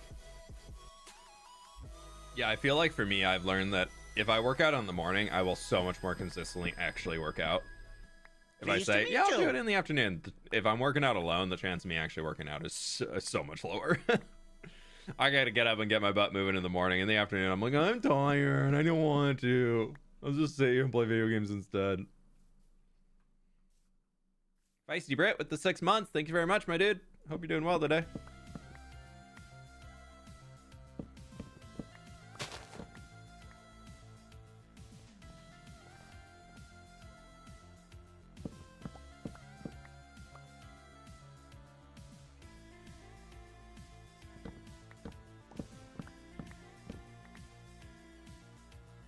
All no, we got this trip.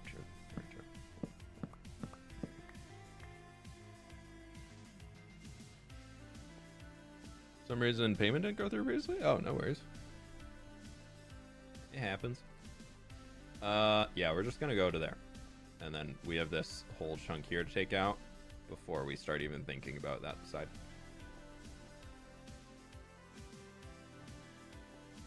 I'm not a morning person. I don't want to move much when I get up. Yeah, that's fair.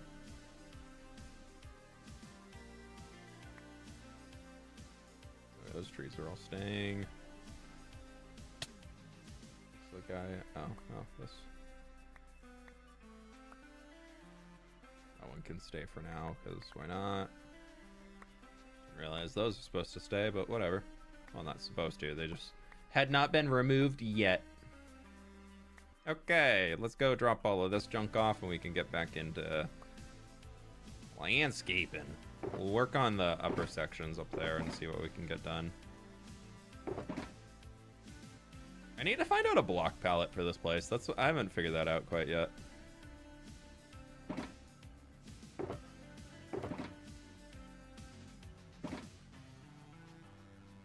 Need apples. I can buy those from villagers if I need them.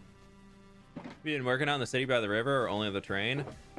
We did a creative planning stream on Friday, and we did a good amount of designing in the city, but I have not started building that in survival yet. So it's moving along. It's just not there yet, you know? Okay. I'm just gonna turn on time lapse again because I can.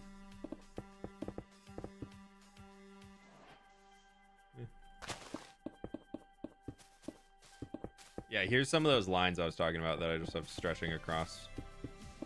Well, here's one of them with the pale moss. Let's just see a little bit of difference in the rock.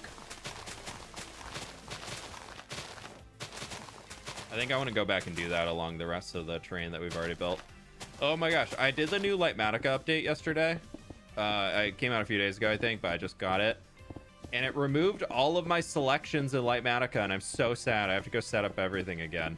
Big time bummer.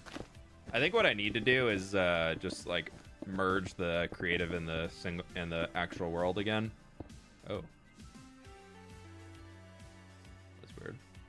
Let's just do that for now. I don't know. But yeah, so all like the pre-selection I had that I could just easily go through and update a schematic or something, they're all gone. I'm so sad. I'm really glad I finished the lake before I did that, because that schematic was a leggy mess to get into place.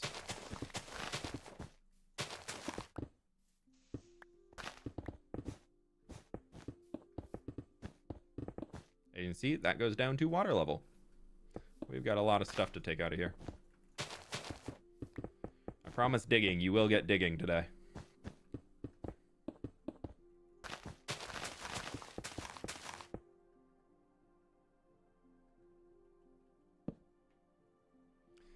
Crazy Chuck, welcome on in.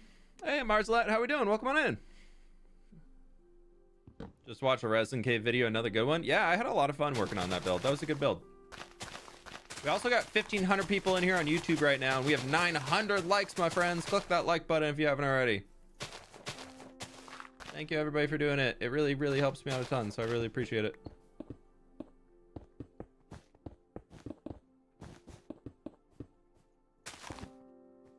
I mean, if you're hate watching the stream, it's cool not to. That's fine.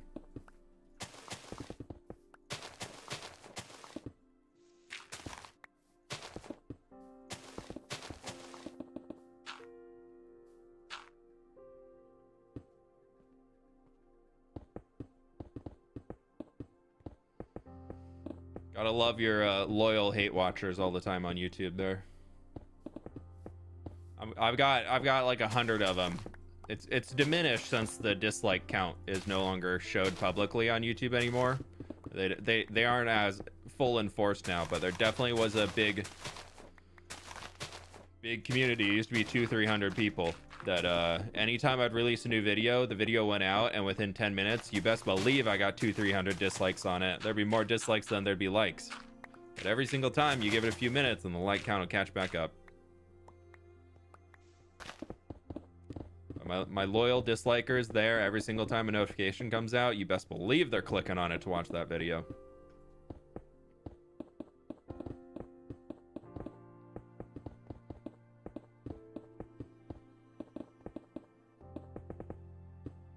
Ellis, thanks for hanging. Appreciate it. Weird. It's every YouTuber I've chatted with, they all say the same exact thing happens. I find it so funny. Like, because it evens out and it doesn't do anything, and honestly YouTube still pushes content even if they see it as like a negative engagement. They just like engagement. So even if there's a bunch of people negatively engaging with a video, like their YouTube still will push the video up more likely, because they want to see what everybody thinks, if they hate it or not. So hate content gets a lot of views, unfortunately.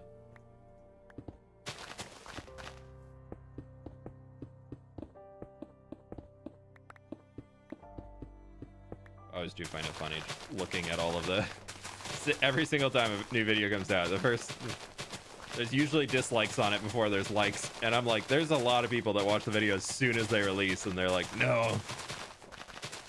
And a lot of like the beginning watcher people usually are the ones who like click the like button consistently and whatnot too. So I just find it funny.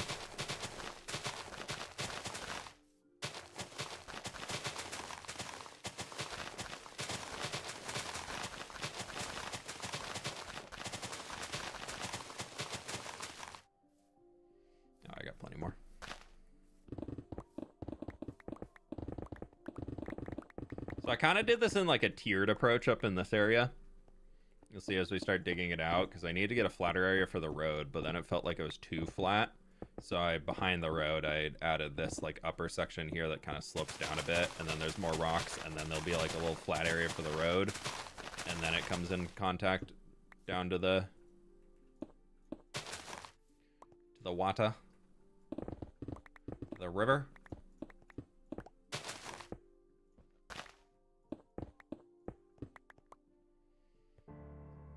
Want the schnurr or these sticks or the sapling. How are you? What project are you working on at the moment? We are along the river. Well, I'm doing good, thank you for asking. We are along the river out here, and we are working on terraforming this section up to make it just a little bit nicer. So we're behind the city. The city is right over that wall.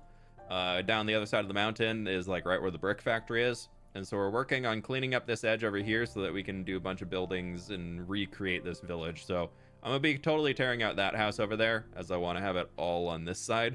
But yeah, so we're gonna be working on recreating that. We're just kind of doing the landscaping, terraforming stuff for now. Speaking of which, I said I was not gonna be up here. We need to go redirect to this part, not port, it's a part.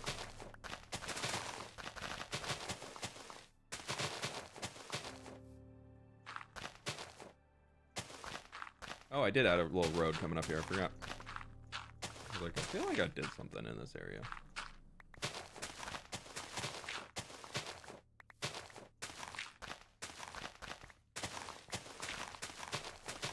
Okay.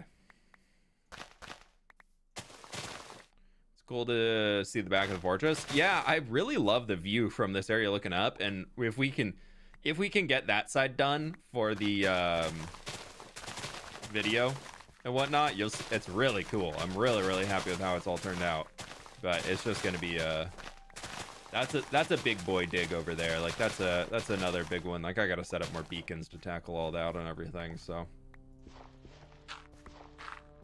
I would love to get it done, but that's going to be one of those things where if I have time when I get back, I will do it. But yeah, so I'm gone.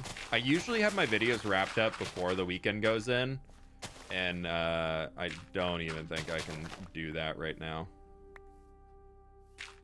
because I leave Thursday, so I'm just trying to get everything done that I can.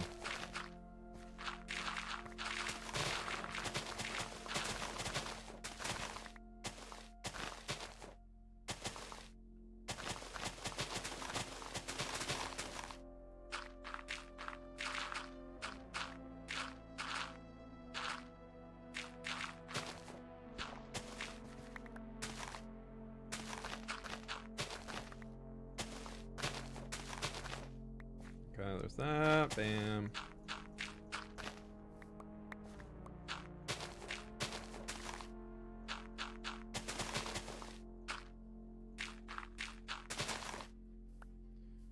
So that goes back to the edge of that house. Oh, right. There's 2 buildings up here because I was going to a little farm.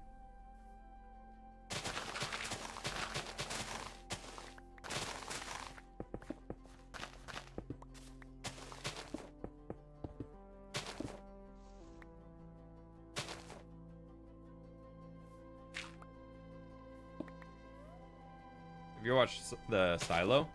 I remember Sid watched it, and I watched like a few episodes kind of over her shoulder, but I haven't watched it yet myself now. She did seem to enjoy it, though. I just don't watch a whole lot of TV, so I'm usually pretty behind on a lot of the shows. We did start watching Mr. and Mrs. Smith recently, so we got 2 episodes into that. We're still kind of deciding if we want to watch it all the way through or not, but it's been fairly good.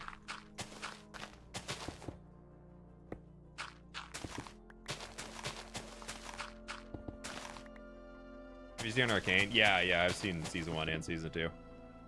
I like animated stuff more so than live action stuff. So if there is a show that I will watch, it's usually an animated one. Like I saw War of the Rohirrim, that new animated Lord of the Rings movie is out on Max now, and I'm like, I really want to watch it because I never went to see it in theaters, but I'm like, I'm very down to watch that. I was gonna do it this week, but I ain't got time.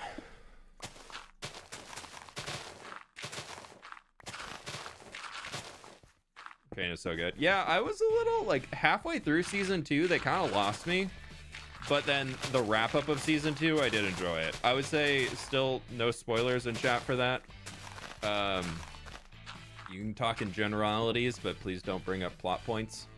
Just for folks who might not have seen it yet, but would be wanting to see it. The new Avatar show, oh, I'm really excited. I do think it's funny how they're making it out like this big, that some Avatar caused some crazy thing, and now the Avatar is no longer a loved person, but like seen as a tyrant or whatever it is. I think that's cool.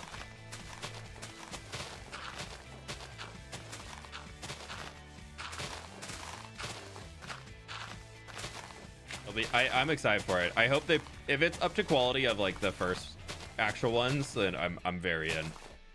But if it's kind of like the live action Avatar, I'm a little like, eee. But I hope the writing team is able to pull through on it. I feel like a new Avatar show could do really, really well. So I'm excited to see what they can do. Really interested to see all the world building with the new Avatar show. Yeah. Yeah, like I said, I'm very interested to see what they're gonna do with it.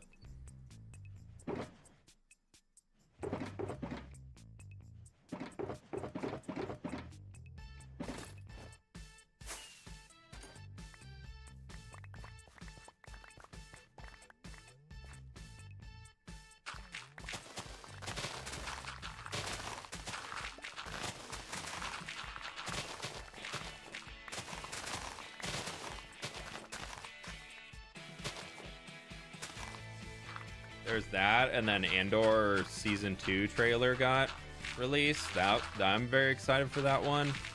I was very much expecting Andor to just be like a one-off show, so season 2 I was not expecting a season 2 of Andor trailer to drop, and I was like, wait, what?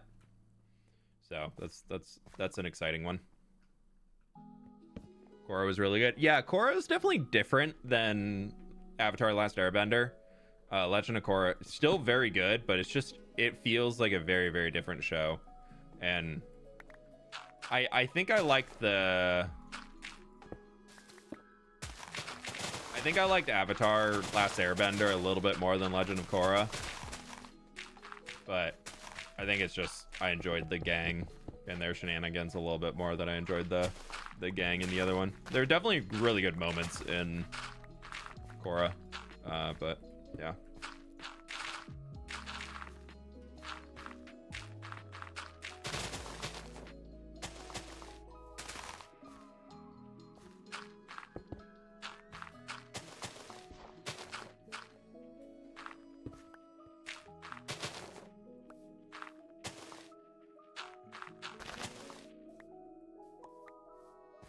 I guess all that's just staying. Okay.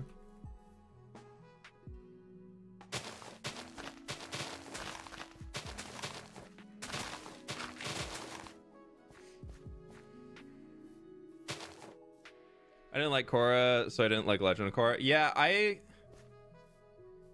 think my like, which is like definitely part of the character growth arc that they're going on, of like her being more like the waterbender who prefers firebending, is definitely like was a unique thing to go off of, and like having that balance and showing how that like played out, I think was interesting. But it definitely just meant a lot more like I just wish there was more actual waterbending stuff that happened in it than just kind of firebending. I'm in a hole. I'm gonna just turn that off for a minute. Like, still enjoyed watching. I've watched it through multiple times. I'm not I'm not anti Legend of Korra, but I think if I'm like picking one to watch or one to pick, I would definitely go for the Aang and Friends. Dang it.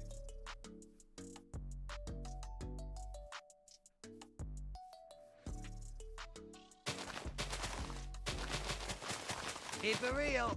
Excuse me, I come here each week to watch you break blocks, not place them. I'm going to have to watch this stream backwards and pretend you're digging. Yeah, that's fair. Jembriel, thank you so much for the dono. It's true, I'm sorry. I know I've broken the sacred pact today of diggy. We'll get digging in a minute, don't worry. We're almost done with this. We're almost to dig.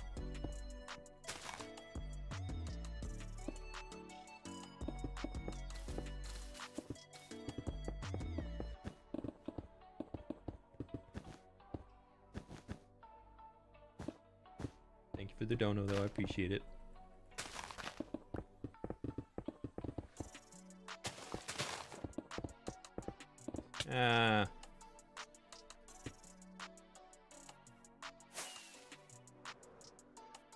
Fell in the rock.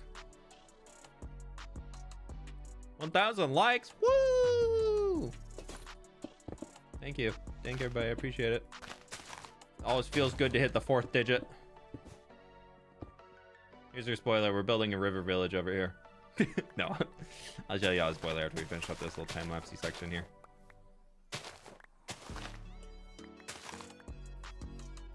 You just gotta log out into the creative world for it. You get your spoiler. Cha-ching!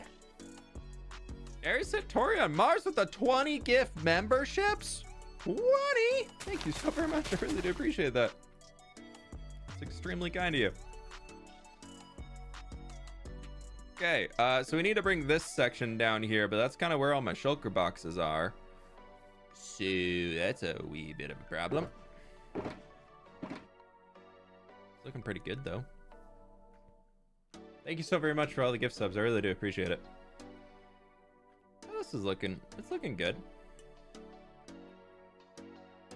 It's starting to come together. Like, we still got like those areas that need to be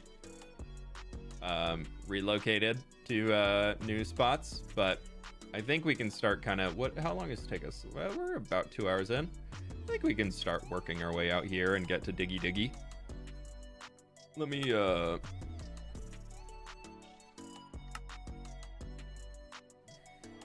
what's your favorite swim stroke? Mine has to be backstroke. I was a long distance freestyle swimmer when I was on swim team growing up, but I always liked breaststroke a lot more. I just was not as good at it. I was good. My two best are definitely freestyle and breaststroke, but I was definitely better at long distance free than I was breaststroke. Was able to go to state for both of them, but definitely was more competitive in the freestyle side. Yeah, so this is the other side over here. This is what I've been working on. I'm kind of thinking about redoing it to push it back and not have it be quite as tall, but this is because yeah, and then also that's where this is going over there, and bridge, and then road through to there. Rocks, a lot of rocks, but it's looking pretty good. And then I've lopped off the top of the mountain. I'm gonna have to lop it off even more. I think it's gonna go here, and then it's gonna kind of dip down again, and then it's gonna dip back up a little bit. Maybe that'll be like the high point over here. I'm not too sure yet, but I've started the idea of chopping that all off. But But yeah, I like how over here, just for context, I like how much grassland we have before the rock comes in on that side. And I kind of, after I looked at that, I was like, I kind of want to do that here too, but maybe not, because this is also a hill and we have the river running down. So if this pushes too far back, then that river cutting, or the little stream through there, doesn't make sense anymore. So I'll probably just leave it as is, but yeah.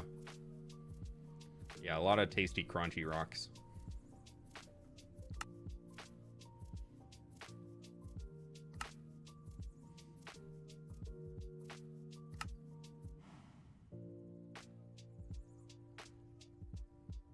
But currently it looks like that. So, you know, that's why it's all purple. Okay. We are putting everything away.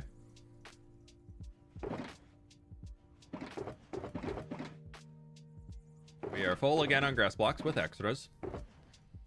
Dude, I really thought I was going to be going through a lot more boxes here. I guess we went through, a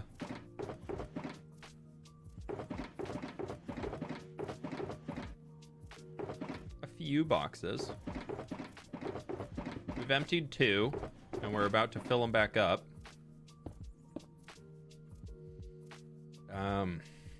What's the best way to do this? I feel like we just need to have our boxes floating for a few.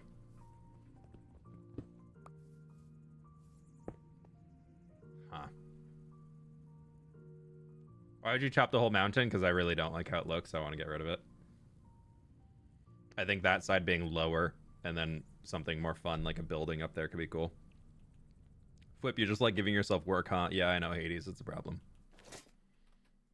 Something long-term career sustainability. I don't know, man. We're figuring it out.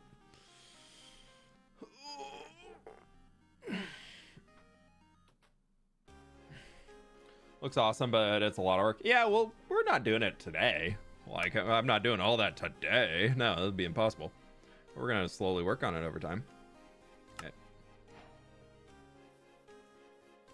I feel like I want to keep like 2 stacks of stone on me and stack of grass, even though I know I'm gonna be picking up more of it.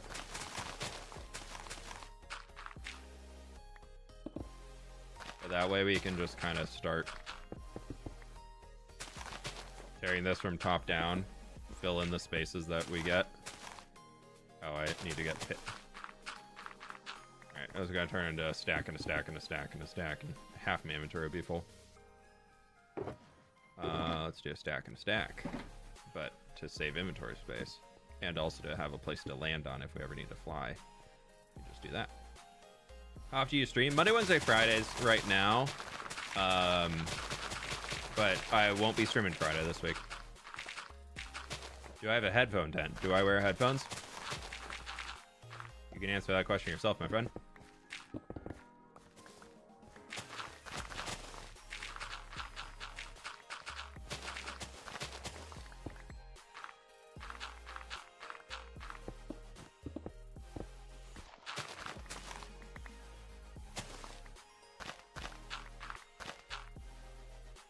I'm actually the first Hades after all that.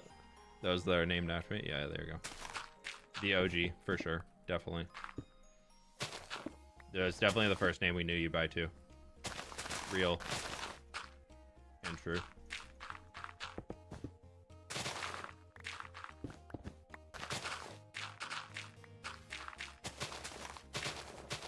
Actually, I might be misremembering there. I feel like you had a different name when you first joined the community.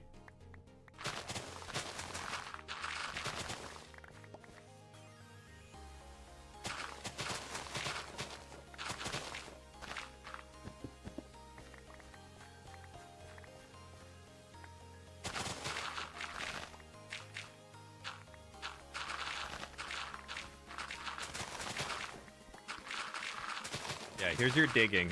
Everybody wanted digging, right? We're gonna just draw a line kind of right here where we're at right now and just take it down and focus on this.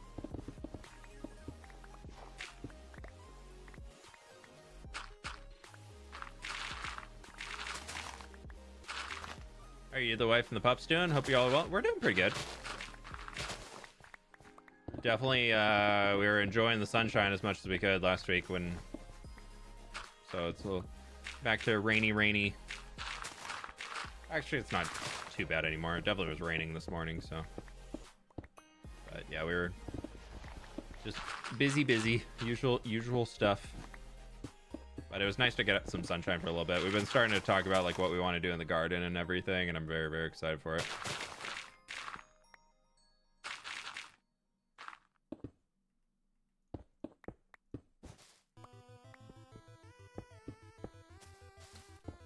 I'm ordering some new garden beds because I've decided I'm expanding the garden this year again. But I'm buying like legit garden beds, like raised beds. Pretty excited about them. Pleased to meet you.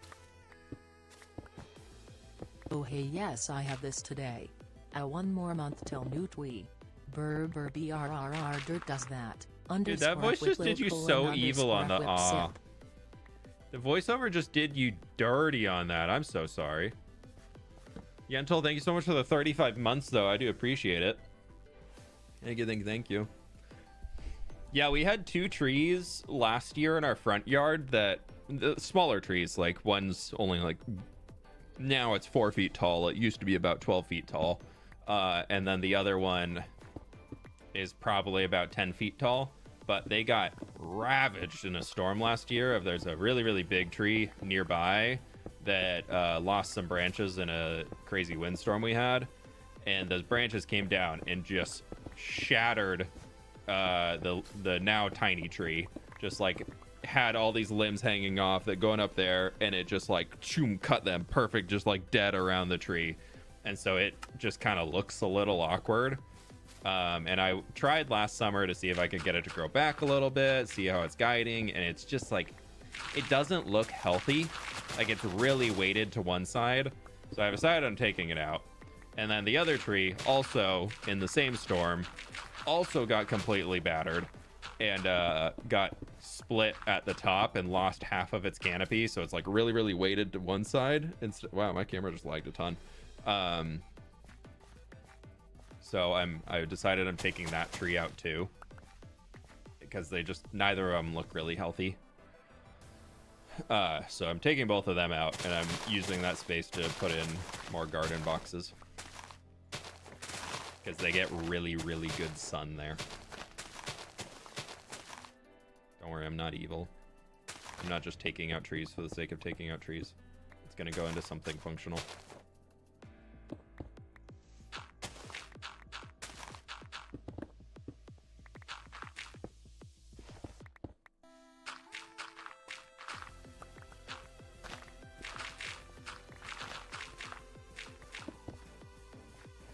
But I'm excited for it. They're gonna get so much more sun than our current ones.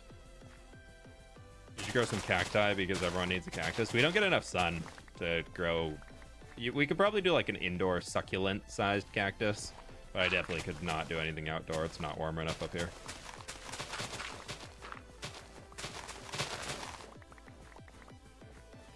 I always find it weird. There's a lot of people in the Pacific Northwest that for some reason love to have palm trees in their yards. I'm just like, why do we have palm trees?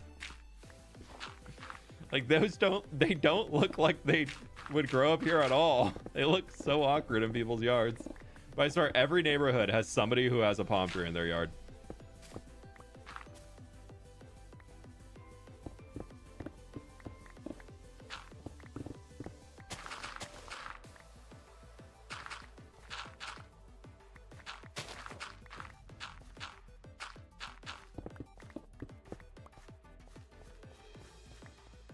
Been following since 2020. Ooh, thanks, Harvey. Yeah, we don't have a lot of the commands that we used to have in here are all broke, and I just honestly haven't bothered to set them back up again. Savvy Artist, thank you so much for the 5 months. Favorite PNW spring summer thing to do? Honestly, just getting out into nature. You just, when the weather is warm and you got the late nights. Favorite PNW spring/summer Well, now it's thing to do? you know, just late as usual, waiting for me to read it. Thanks, bot. Yeah, I would say if you can just get out and be in nature and kind of just be enjoying the vibes.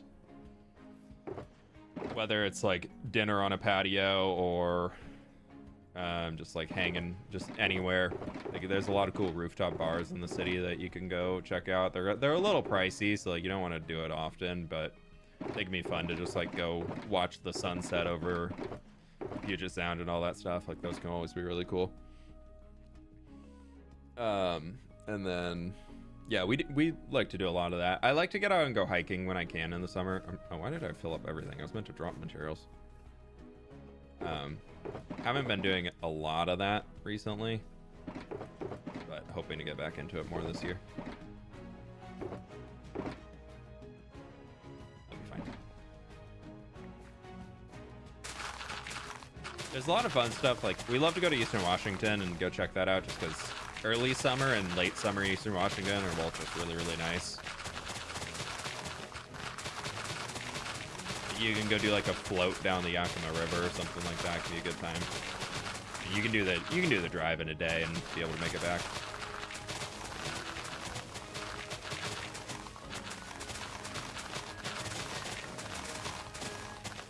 Find a friend with a boat. Still forever a goal.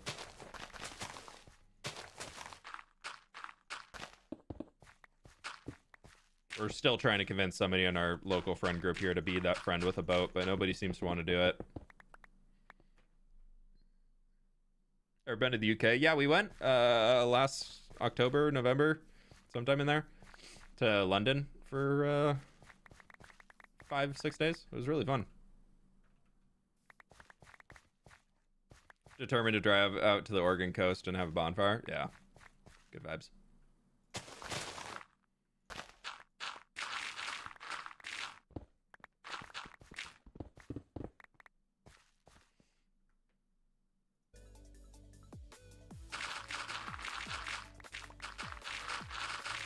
Obligatory vote for Blocky. Thanks, PK. I was making sure we can always count on you as the backup. Kayaking, that's fun. I haven't done. Yeah, Sid and I last year just rented some kayaks and went out on the lake one day. That was super fun.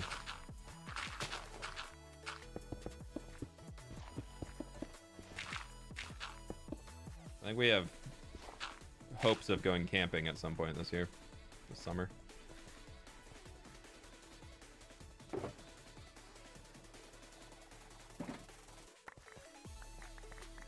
Shovel's getting a little low. Yeah, the river float, you definitely need to wait for like peak summer though, because the rivers are just pure snow melt, so they get very, very cold.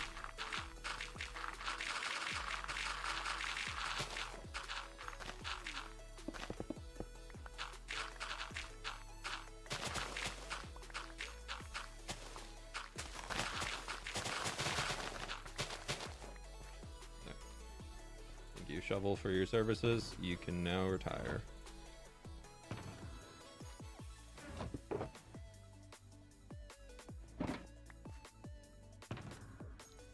I never really look at the bottom of an ender chest.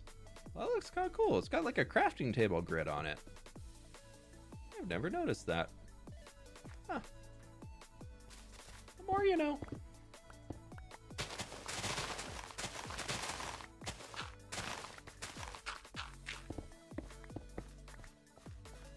Owning a boat is so much work. I had one once. Yeah, we had my dad had one when we were growing up, and that's the big reason why I don't want to be the friend with the boat. That is I fully do not want to be the friend with the boat after how much work we had to put into maintaining the thing. It's not fun. Everybody else is like, oh, just like we can go out on the boat, super easy. And you're like, okay, I gotta go get gas. I gotta make sure the cooler's filled up. I gotta make sure the blah blah blah. I've gotta make sure, especially like being up here because it's winters and everything. You gotta get the boat winterized every year. It's just there's nothing cheap about owning a boat. That's what it is really. You gotta find somebody who's willing to do that.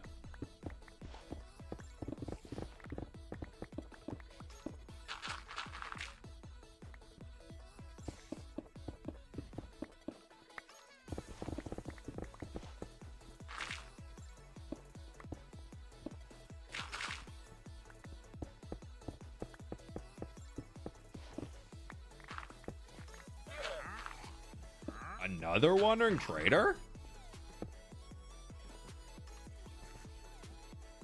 Oh. Well, rooted dirt, though.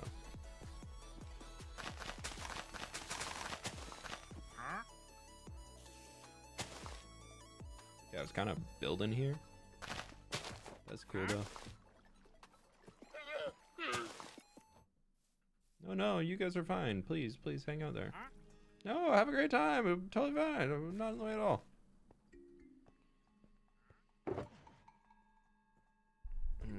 Nothing. Hey, Joel, how we doing? Welcome on in. Oh.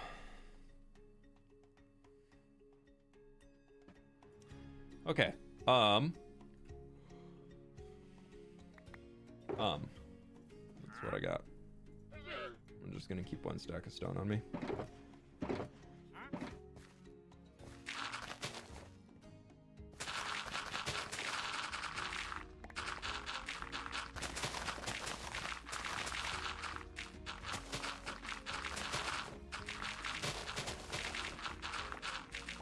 I feel like regardless of the amount of storage that we need out of here,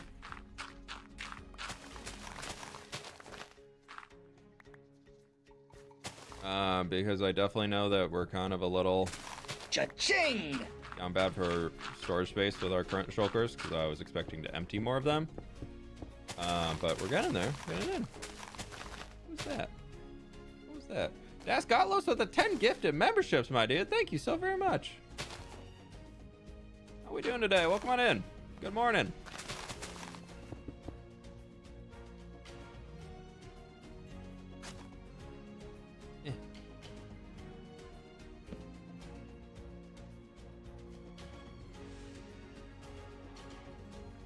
Thank you, my friend. Hope you're doing well today. Just trying to do a little snoozle. Just trying to snooze.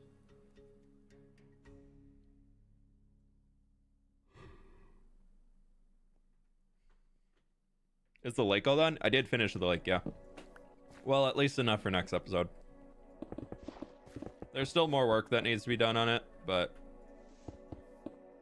I called it done for now. I didn't pull a Doug, but it is.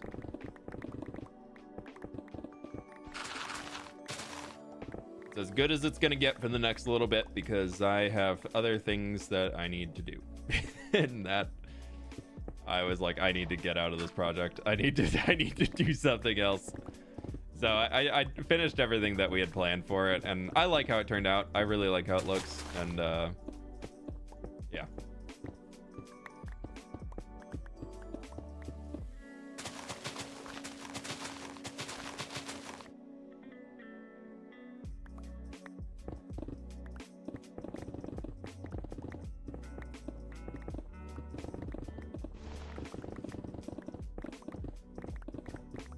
Have you ever visited northern parts of Europe? No, the farthest north I've been in Europe, which is not even that far north, is Amsterdam. Unless, I guess London is technically further north, but not on mainland, so. No, I haven't. I've been to Italy twice, and I've been to Amsterdam twice, and I've been to London. And outside that, I have not explored too much of Europe.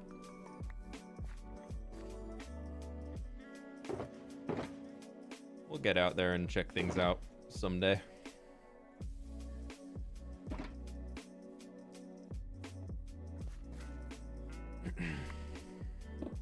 Only just turning in. Delayed man. Welcome on in.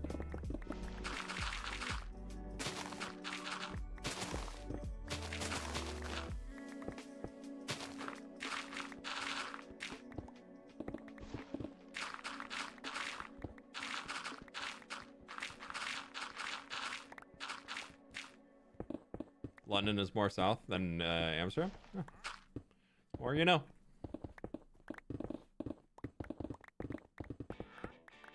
Then I was right. Have you been ever been in the north of Canada? Farthest north in Canada I've been to is Whistler, which is not super north.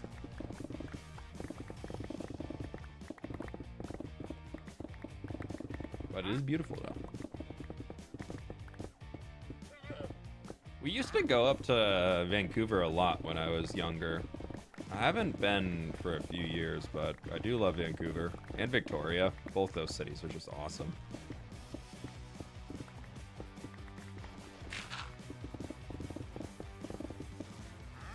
Don't want your stuff, dude. Take the hint.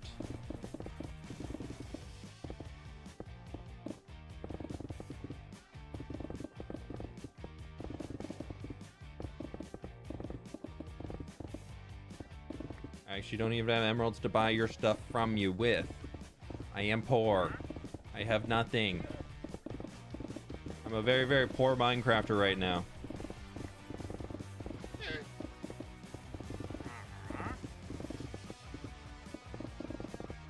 Keep it real. Your thoughts on the Amplified series? The one that I did? I thought it was fun. I had a good time doing it. And, I was starting to get ready to not want to do it anymore because I was looking forward to other things.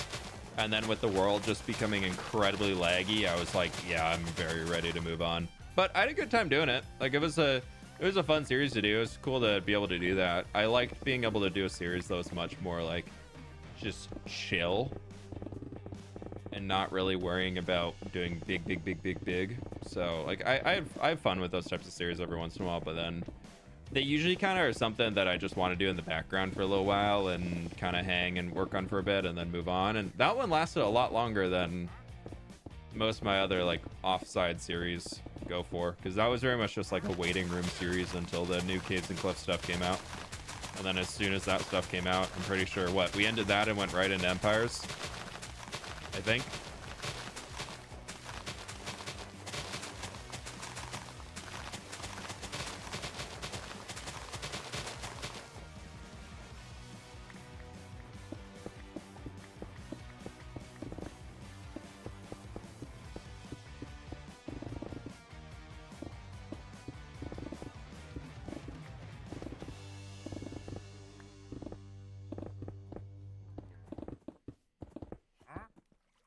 Mr. Wandering Trader, I really would appreciate if you went away for a minute.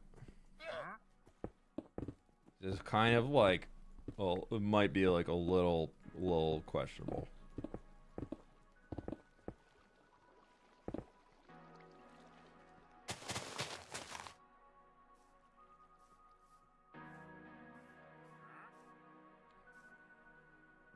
That would have been just before I found your channel. Yeah, because I think we let in Empires Season 1 after that, if I remember correct. Dip that. That, and then stone, we're just gonna... Keep it real. Just getting my revenge. A.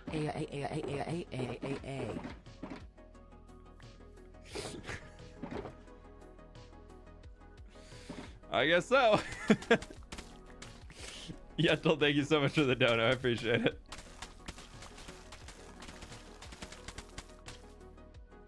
Like, the way it reads YouTube messages is so much weirder than the way it reads Twitch messages. It's the same bot, but it just reads them differently.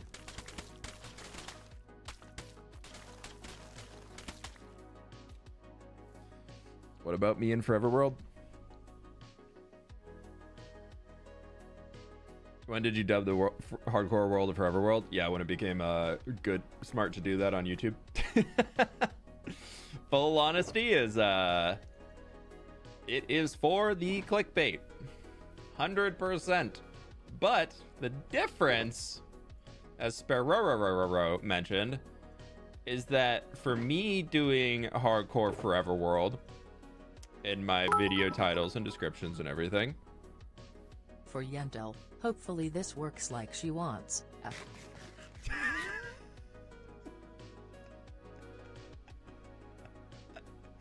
Oh no.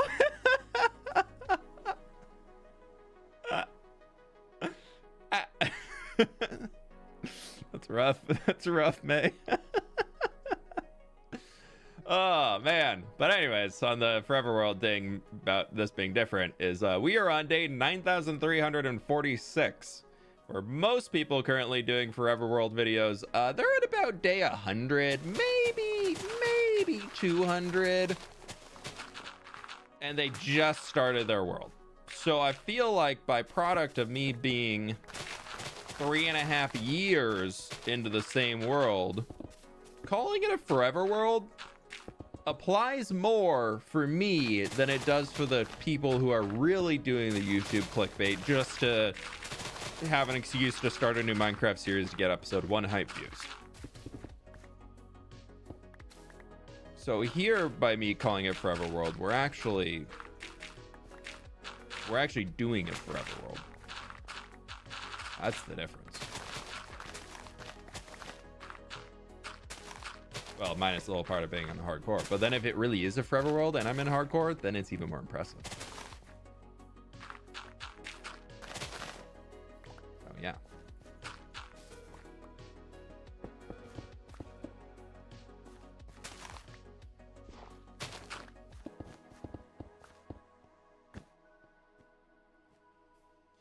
Okay. I kind of like that we just grabbed a strip and went down with it. So I think we go like to here and we'll just take this going down in front of us.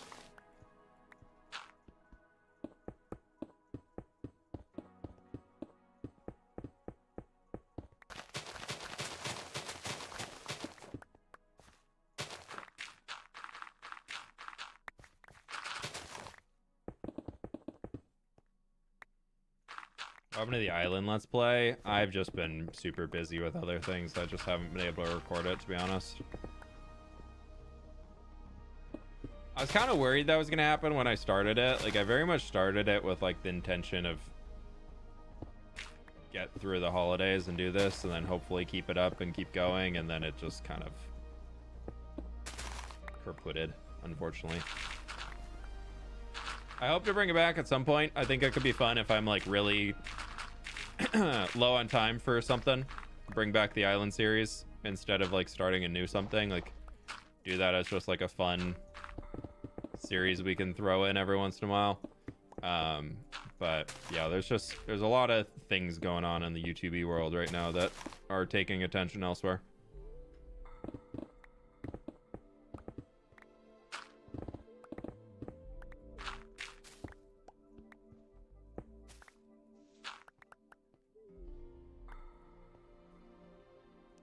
I put in my titles, hopefully for a world, since I'm playing hardcore and I want to maintain that world for as long as I can. Yeah.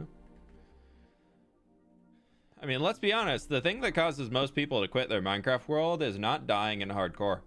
The thing that causes them to quit is they get bored. More people quit Minecraft worlds because they get bored than dying in hardcore.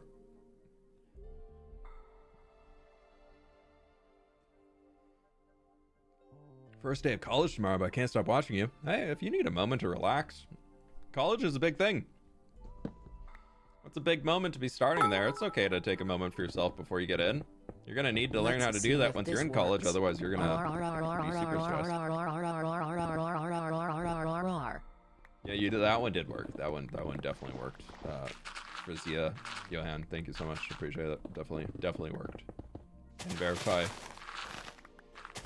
Sound on that one did work.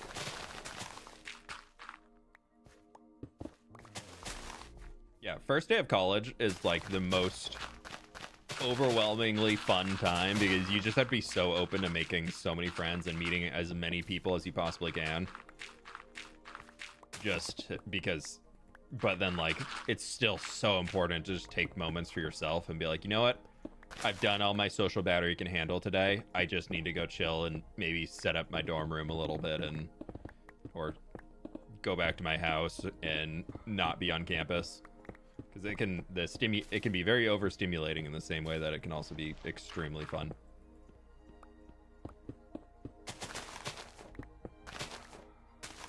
And it's also okay in college to have friends for the first week of college and then never talk to them again. I think that's the big thing. Everybody's gonna meet everybody, want to hang out with everybody, and then a few weeks in, you're gonna find the crew that you actually want to hang with, and you don't need to be going back to everybody and anybody. I mean, like, be nice, but like you don't have to hang out with people if you don't want to.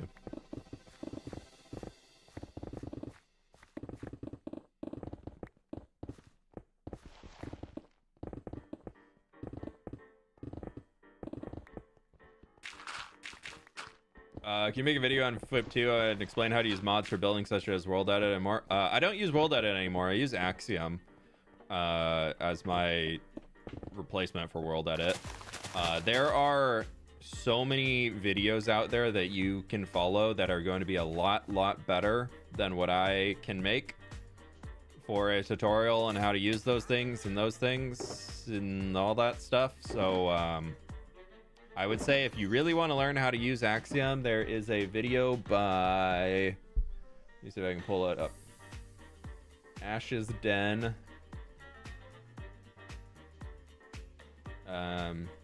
Script brush. If you want to learn how to really do Axiom, you want to learn Axiom, like actually want to learn it, watch this video. It is 1 hour and 51 minutes. It's by Ash's Den. They're a very cool small YouTuber. Go watch that. If you want to learn how to use Axiom to build things, it is 1 hour and 51 minutes of pure tutorial going over every single tool in the mod. They also have a cool survival series, so go check them out. Shout out to them. I've been loving their video. I don't know if they're still doing it or not. Are they? I don't know. Yeah, they had the Ashes Survival World. I was enjoying those when they were making them. Yeah, they had one 5 months ago. Oh, I hope they bring it back. That was a good series. But yeah, definitely. If you want to learn how to Axiom, go watch that video. It is better than anything on any other video out there currently. That is number one. And Calvin, once you've watched Ash's video, Calvin, Calven, he's also an SMP. Okay. Yeah, that would make sense then. But after you watch Ash's video and you're like, cool, I've learned the basics, I've messed around with a bit, how do I get better? Then you go and watch Calvin, Calven, who dives really into like how to actually utilize the tools instead of just here's what they do. Calvin will teach you on how to like use the different shading options together and those types of things. So if you really want to learn between those two, you don't need a video from me. Yeah, Calvin shares the process, but kind of assumes you know about what it is. Like you know about Axiom already, whereas Ash assumes you know nothing. And I appreciated that because sometimes, as much as I thought I knew the mod, watching through Ash's video, I just had it on a side monitor while I was digging and grinding out and working on a space one like Saturday 2 weeks ago or something like that. And I picked up so many things that I didn't even realize were commands or ways that he was like, oh yeah, you can use this to use this. And for one was that I thought was really cool. I can't remember if I learned it there or in a Calvin's video or something like that, but you can use the path tool in the sphere mode to create tunnels. You just change your active block to air, and then you just use the path tool to shape out tunnels and things. I was like, that's so cool. If you need like thin little spindly tunnels to be able to get through a space and everything, I was like, I'm doing this soon. I know what I'm doing soon. Next time I'm gonna make some tunnels, I'm doing that.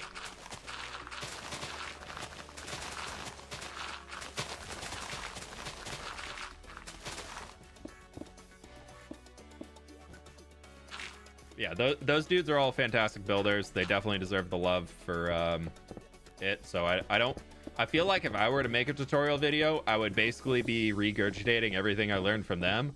And I don't want to do that because they taught me a lot and I want them to get the recognition for where it came from. So if you would like to go and watch that stuff and learn about it, please go watch them. They're good peoples. Actually, I don't know them too well. I can't say if they're good peoples or not, but they make good tutorial videos. They seem like good peoples.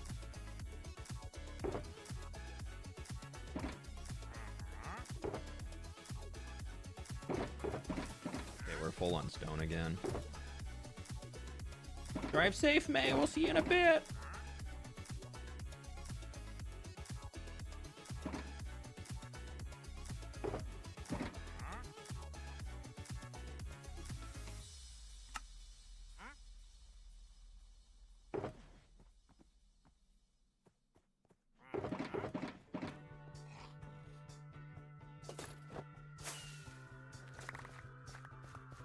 You make a shulker farm? No.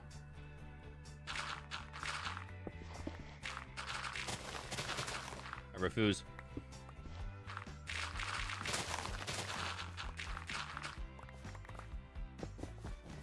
Shulker farms are banned in this world forever and ever and ever. Actually, not forever and ever and ever. Until Minecraft updates the end dimension, I will not be making a shulker farm. When I have another reason to go to the end dimension other than collect novelty extra pairs of elytras or kill shulkers that actually applies to my playstyle, I will build a shulker farm. But until that time, because currently the only reason I really care to go to the end dimension is to get shulker boxes. Or I use my farms around the main end island, aka the Enderman farm, when I run out of potions in my silverfish farm. Those are the only reasons I ever go out there. And I'm not going to eliminate an entire dimension of Minecraft by building a farm. So yeah, I'm anti. I think it's cool shulker farms exist. I think that's a great thing for many players, but for how I play the game and how I like to play the game, I find shulkers actually make my shulker farms make my Minecraft experience worse. But play how you want. Do what you want to do. I won't be making one. My problem isn't that I need more shulkers, it's that I need to place blocks down. And stop picking up blocks.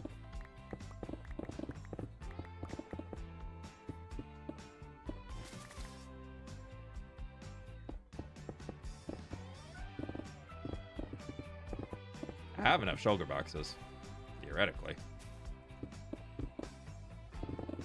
I've never had this many shulker boxes in a Minecraft world before.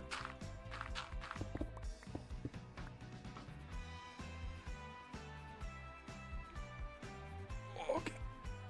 How much left of this you got to do? We're not gonna finish it all today. We got everything for the village ready to go, which is sick, but it does expand all the way around here. So we could clear out the trees, and then once inventory fills up more, we could just come back in and place all this, because that's a lot of block placing. This is a lot of block breaking. This is a lot of block breaking. But all the block placing over there we could get through. So depending on how I'm doing, desire to eat lunchtime after this, we could go and just work through placing in all the things over there.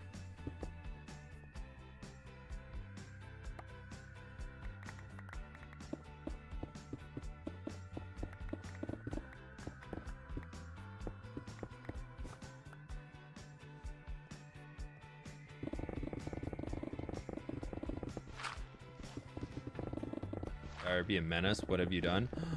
Dire, how could you? You are the chosen one to not be the menace. You're to bring balance to the Discord. Not be consumed by the mods.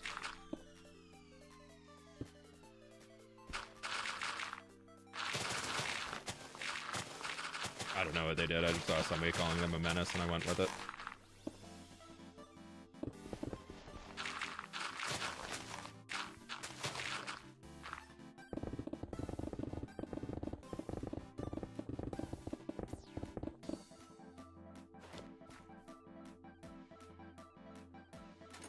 The Discord is full of menaces. I know what I attract.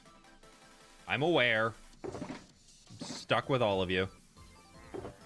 Are you another new one? No.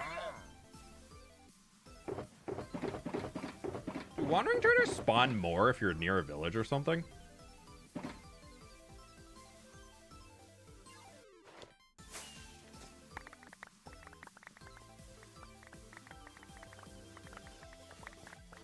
Nom, nom, nom, nom, nom, nom, nom, nom, nom, nom, nom, nom, nom, nom. Hey, look, inventory's full.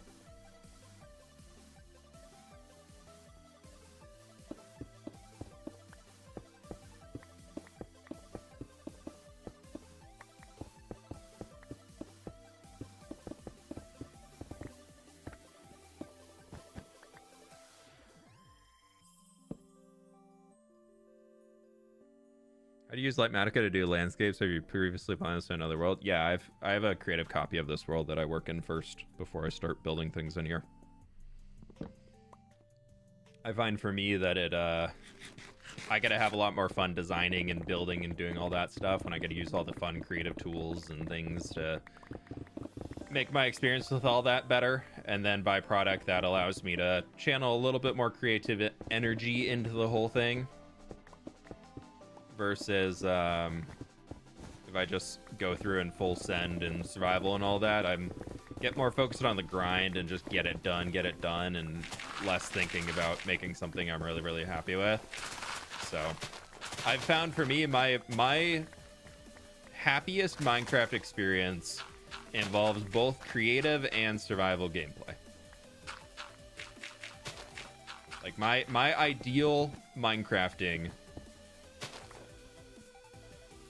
is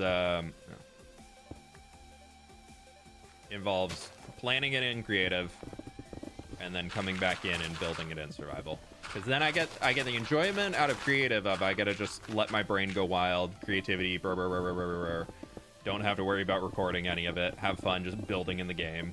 And then it's okay, how do I turn this into a video and gotta make something fun out of that and enjoy the process of making a video. So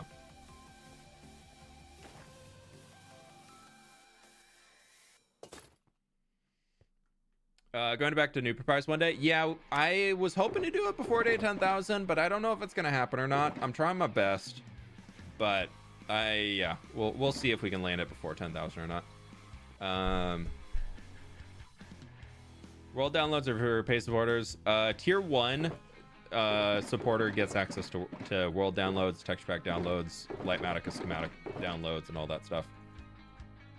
Tier 2 gets you access to the supporter server, like Minecraft server.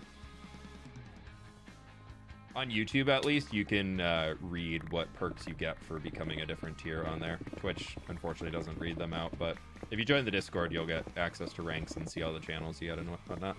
Go, you show us your mod list. It is in the Discord under the resources channel. My friends, click the like button if you haven't already. We got 1,600 people in here on the YouTubes, and we have 1,100 likes right now. Help a flipper out.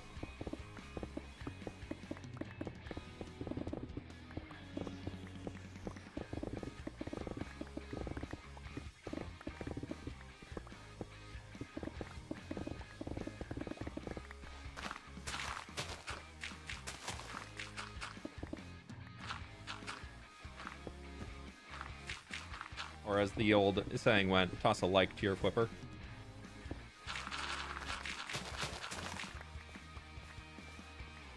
Have you tried Kingdom Come Deliverance 2? I have not, and I'm worried it's not a game for me. I think it's a little too historically accurate-y vibes than what I typically go for in games. I like to have a little bit more fantasy and fun and goofy magic-iness and not really full legitimate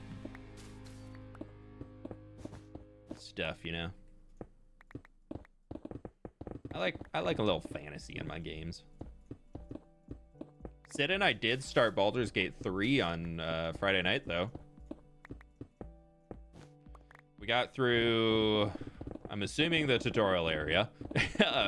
We took like a solid hour to make our characters, and then we got through the ship, like when you get off of the ship and all that, and then like you fall out of the sky and land on the ground. Like we got there. That's where we called it. We decided that with the hour of character creation and then the hour-ish that it took us to get through there, just with learning controls and figuring out how to do menus and everything, it was a good time to call it for the night. It took us probably 2 or 3 hours to get through that. We're taking it super slow, reading all the combos, doing all the stuff, and just experiencing the game, talking about which decision we want to make. I'm looking forward to doing it again, though. We just gotta find time. It's also one of the first time Sid's ever played a game that has a lot more in-depth controls than like what you'd have in like a Mario Kart type game. So she had a little bit of learning to figure out controls and everything, and me too. Even Baldur's Gate for me was Very, very different than I was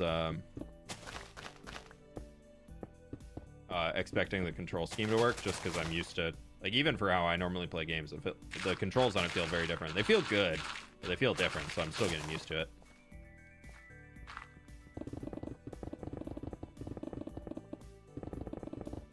Storytelling is good. There's a lot of medieval inspiration for building, but got it. Looking forward to the Elder Scrolls 6. Thank you for the answer.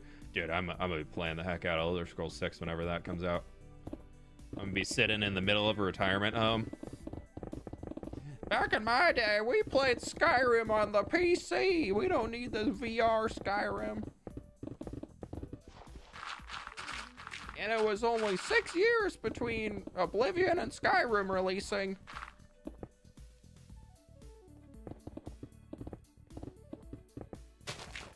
Okay, Grandpa. Time to settle down. Here's your meds. Elder Scrolls 6 comes out tomorrow.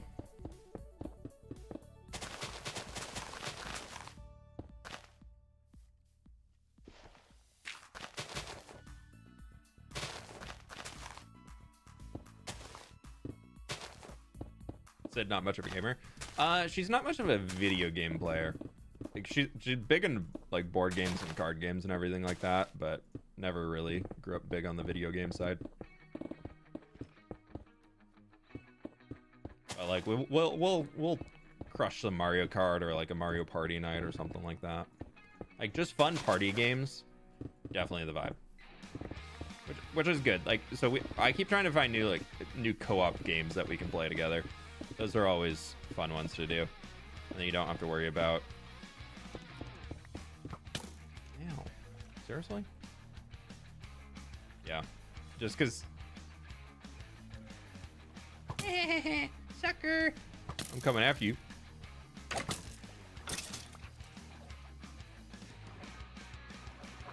It's more fun for the two of us to play co-op games together because we can work together, we can figure things out. And then, like, if we're just from differences in gaming backgrounds, if we're playing a competitive game where it's against each other, it's not the most fun. Yeah, I'm in the water right now. I would have been safe. So we try and I'm like always on a quest to find good games that the two of us can just pick up and play together. That's all. I'm keeping an eye out on like every time there's new co-op games releasing on Steam and that type of stuff. I'm always watching to see if it's gonna be something that I think the two of us would enjoy playing.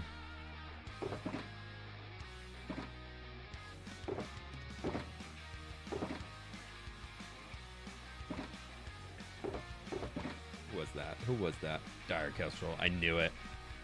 I knew it. What have the mods done to you?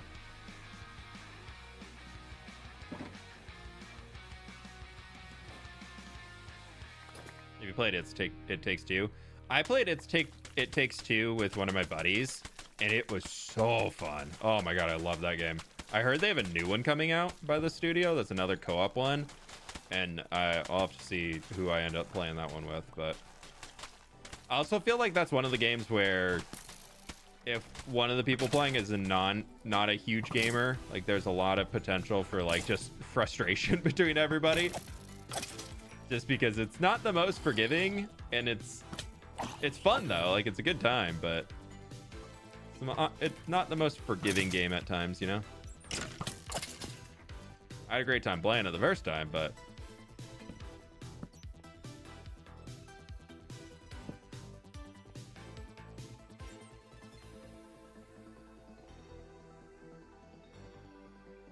yeah, I don't know. We'll see if we end up playing through that one together or not.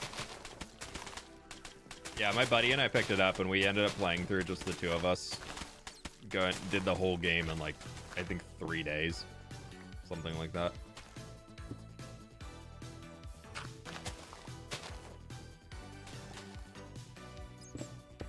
We started playing, and both of us were like, oh, this is good. Without any spoilers, there's this one part where you're on the back of a plane, and one person's flying the plane, and the other person's fighting something. Oh my god, it's so good.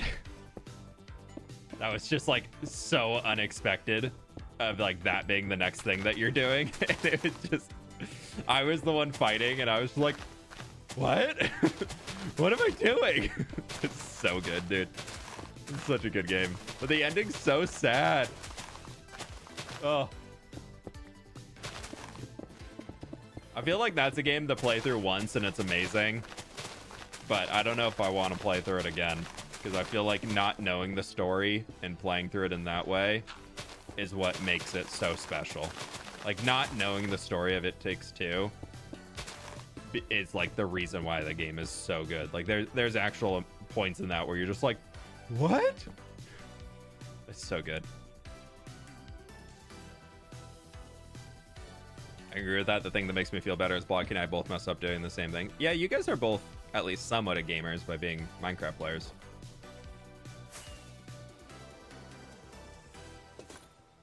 That's one thing that I kind of had to realize just from growing up and like being somebody who played games so much. Like my free time for a lot of my life has just been playing video games. Like that's a lot. My preferred way to relax is just boot up a video game, play whatever's got going on there, and like et cetera, et cetera, et cetera. Like it just like that's what I enjoy doing a lot of the time.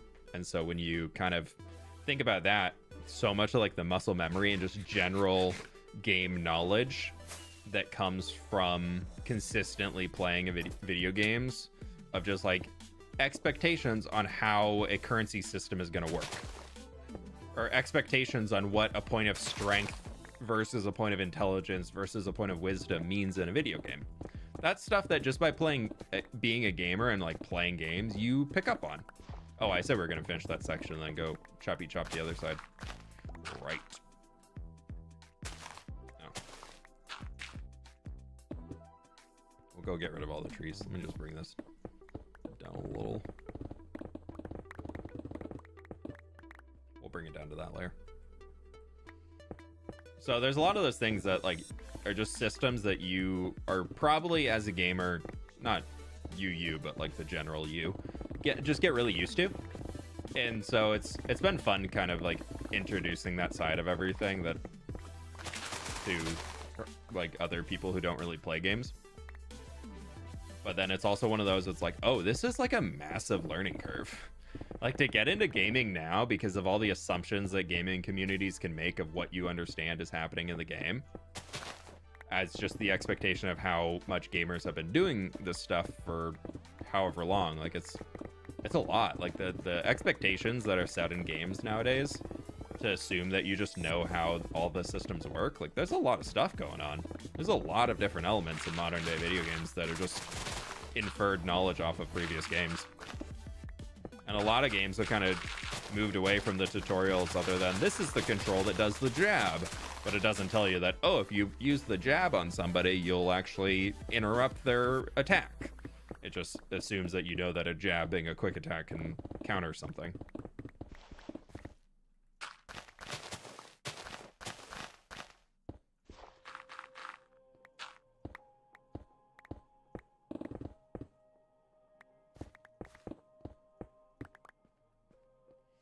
Okay. This is far enough to take this one down, and then we will go and do the other stuff. Empty the inventory, then we'll get out of here and go do that other stuff over on the far side. At least clear out the trees. Like with Terraria, what the heck is Terraria? Yeah, Terraria is a beast in itself. T24, I believe. I mean, even with Minecraft, it's gone a lot better about it, but so much of our knowledge comes from watching people play Minecraft that might be difficult to learn on your own. Yeah, how... Actually, a great way to example of that, a lot of you probably don't know them. I would not actually recommend them as a streamer to watch, especially if you prefer family-friendly content. But an excellent example of how hard Minecraft is to know what's actually happening in the game. Someone who is a big Diablo streamer and now like Path of Exile streamer, so like very big gamer. They were a WoW streamer. They did all this stuff, but their name's Quinn69. They're from New Zealand. and they did a blind playthrough of Terraria on hardcore mode, and just said, I'm going in completely blind. If anybody in chat spoiled anything, they were permanently banned. And the entire goal of the playthrough, a real Path of Exile streamer though, oh yeah, if there's somebody who is a real like dungeon crawler streamer, it's Quinn. He was a Diablo 3 streamer. He was the Diablo 3 streamer back when Diablo 3 was like in its hype, and he played it forever. He was like top. He usually was winning one of the leaderboards at the end of his Diablo 3 season. Like he knows what he's doing. He's a good gamer. But the difference in watching somebody go through and blind play through Terraria, and then after he finished it, he ended up doing it full in hardcore mode. So anytime he died, he had to restart and redo the entire game. He did that in Terraria, and then he finished that, and his community was like, you should do it in Minecraft. And he was like, I've never played Minecraft. And that's what they were like, yeah, you should do it in Minecraft. Beat the game in hardcore mode. Full blind. It took him literal weeks. Granted, hardcore makes it much, much more difficult, but not being able to look up how to make a nether portal, not being able to, and this was back before, this was about when nether portals got added into like being in the overworld as like a ruined portal or something like that. It was absolutely hilarious. They were some of my favorite streams to watch because it's just this guy who normally is so good at being a gamer, just absolutely failing and at stuff that we as Minecrafters are like, duh, that's what that does. But like the moment he learned what a villager was and how to trade with a villager and he thought emeralds were some super crazy thing that you can use to make a better weapon than you can get off of diamonds and stuff like that, then the realization that emeralds can't be used to craft anything other than an emerald block, and then going into the nether and instantly spawning into a crimson forest on the first time and just getting instantly destroyed by hoglins, like that type of stuff is hilarious. Being able to watch somebody do that for the first time, and just like he was full on like rage baiting the entire time and everything like that, for sure, because that's kind of his brand. But like it was like, as an experienced Minecrafter, I had such a good time watching those streams, just seeing somebody actually go through, who is a very good gamer, go through completely blind and try and play Minecraft. It was really, really fun. But yeah, he not family friendly at all. Like it is incredibly not family friendly. But if you're okay with that stuff, I don't know if the VODs are still around, but it was hilarious to be able to watch.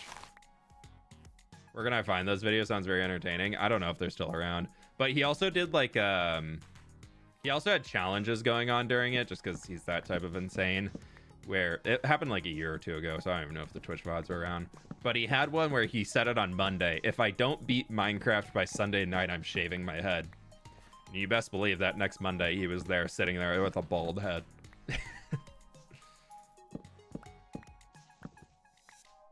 And it was just the amount of frustration, and then the idea that like he did everything in the nether, conquered the bastion, conquered all that stuff, did everything, had still never looted an ender pearl, and then had to figure out what was after the nether. Like he was expecting to go from another dimension in the nether, not realizing that he had to go back to the overworld with the blaze rods to then make eyes of ender to then follow them.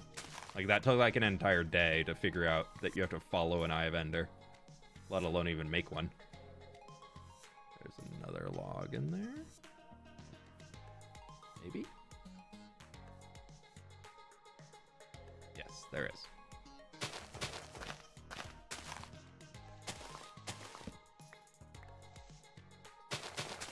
It's Quinn69. Quin 69.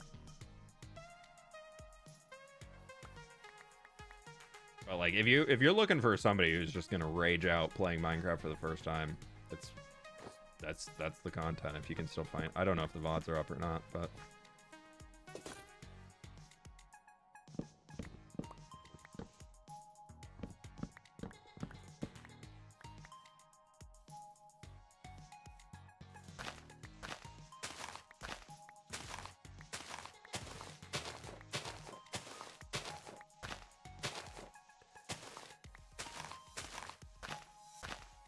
Happy Monday. Hope you're having an awesome day. Hey, Austin, welcome on in.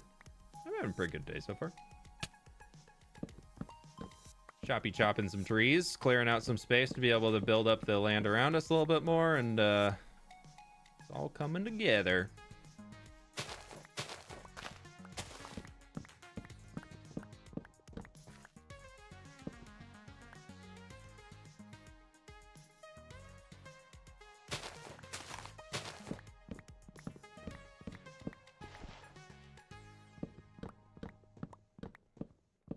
First video I find, oh, he does a lot of shave his head if he can't do something.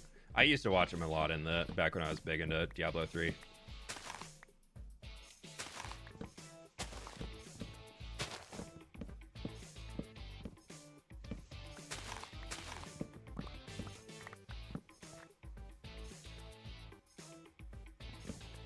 But yeah, very much have to say it's not family friendly.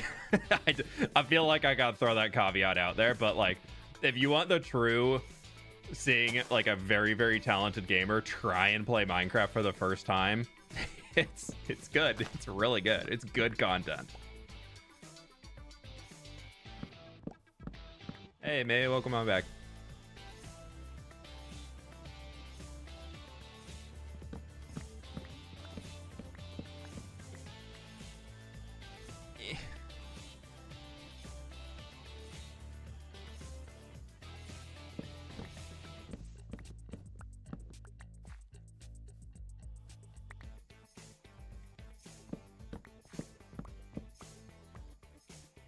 We're almost at 1,200 likes.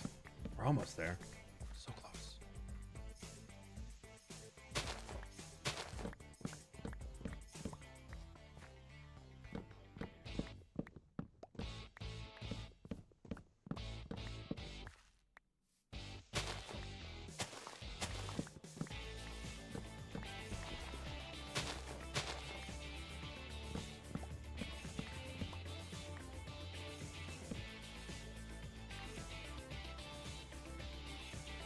Okay, we're good on there.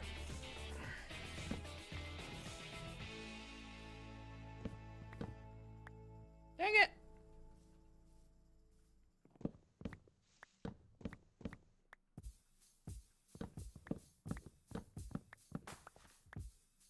Kind of wishing these were spruce logs. I will say that much. You advice for finding the perfect man? What?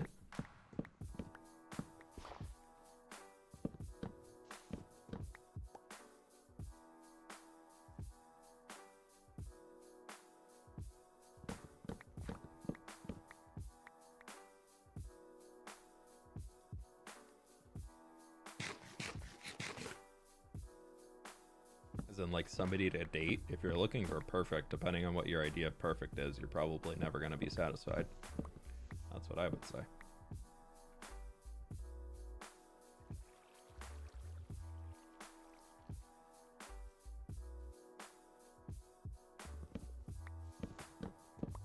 Addison, have a good one. Thanks for hanging.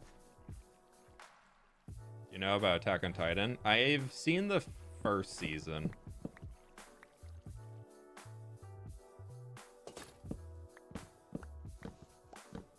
It was pretty good. It was I liked like the world of it, but I was not a huge fan of the show. I'm not massive a fan of a lot of the anime stuff, and Attack on Titan was good, but I just didn't really get hooked on it.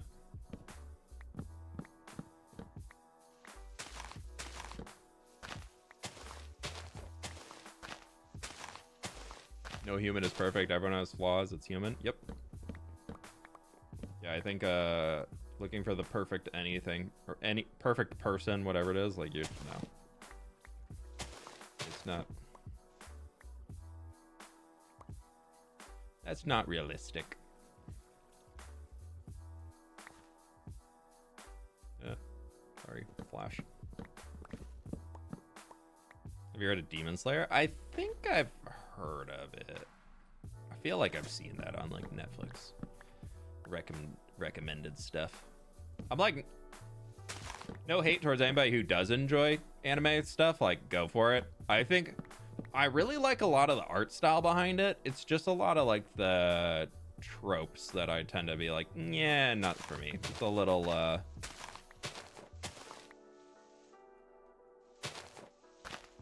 that's where I was. I was like, where's this log? Sometimes I just feel a little like, ooh.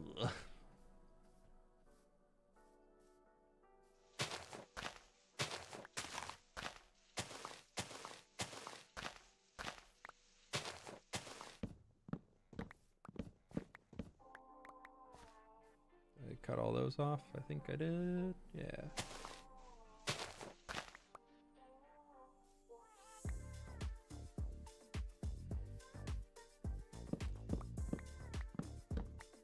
As an Italian, what's your most beautiful memory about Italy? I'd say I really loved going up to Cinque Terre. That place had a what did we say, Manarola in Cinque Terre, and that Cinque Terre in itself for me was something where there's a family trip that happened when I was a kid that I unfortunately couldn't go on. Sorry, school bus is going by.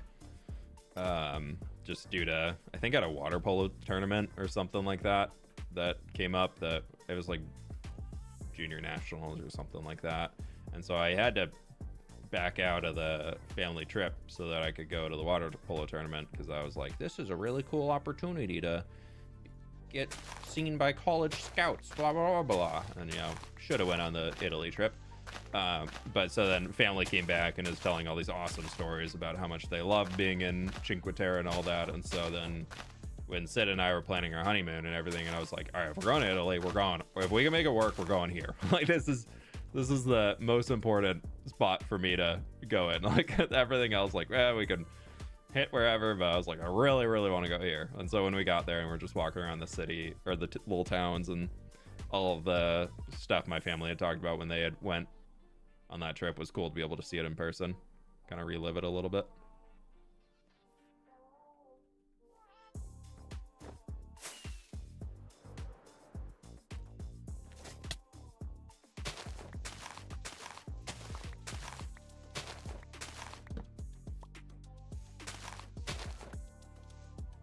Yeah, still gotta go in the end.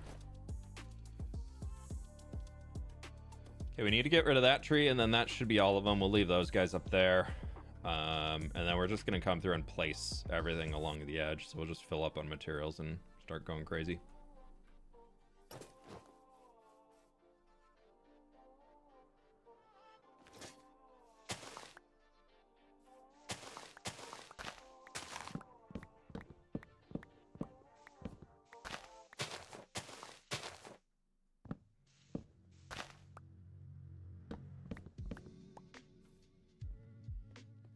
Okay, I think that's all of it. Yes, it is.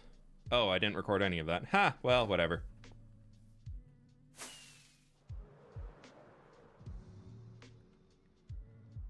That's after the village. Well, I mean, that's closer to the ocean.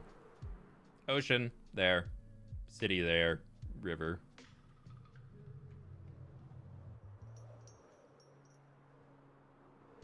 I have to go get a ton of mud and everything to be able to get all this stuff figured out.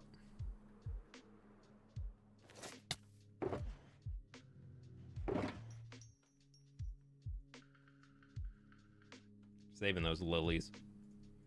100%. Get the grass blocks out of here because I can.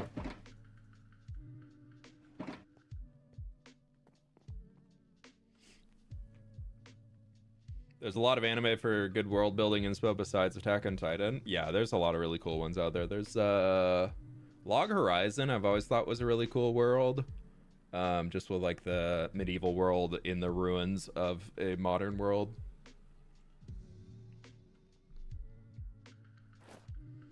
I like that one a lot. Yeah, there's a lot of good ones out there. Okay, we're gonna just start going out here. Work our way from the end and see how much we can placey place.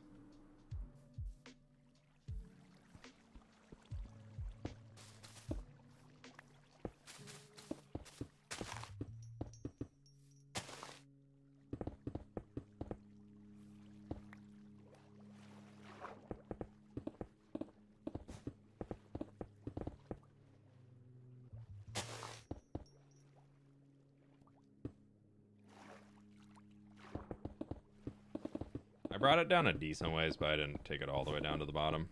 Just didn't really care too much.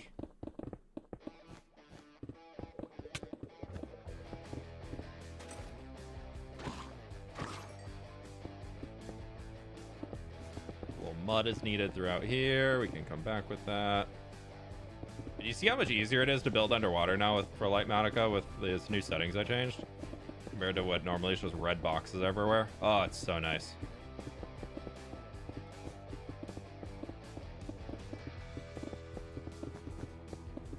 Still doesn't work going from below water to above water, but this is at least better.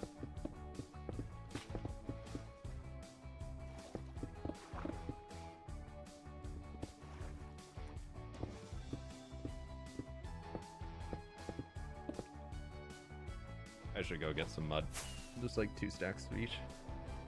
What new settings? I changed under visual. There's one with fluid, and then there's 2. There's you want to change ignore existing fluids to true, and then you want to change render colliding schematic blocks to true, and that'll make it so you can build underwater easily.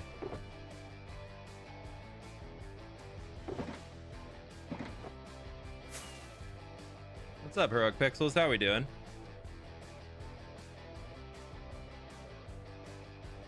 Welcome on in, you nerd.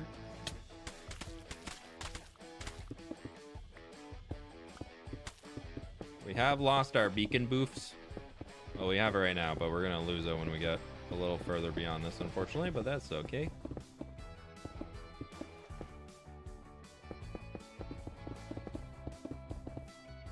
Oh, I ran out of stone already. Ah. Look at all that grass I got, though. Let's go place that in. No point in putting it back in a box.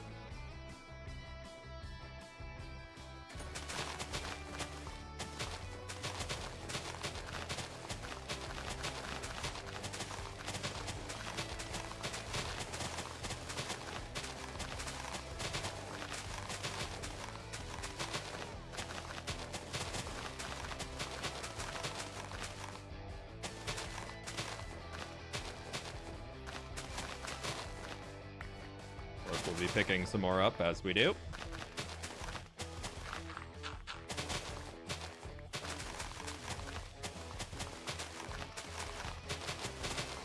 gonna have to figure out how to turn all these time lapses into actual usable footage that doesn't just say time lapse, time lapse, time lapse, time lapse, time lapse.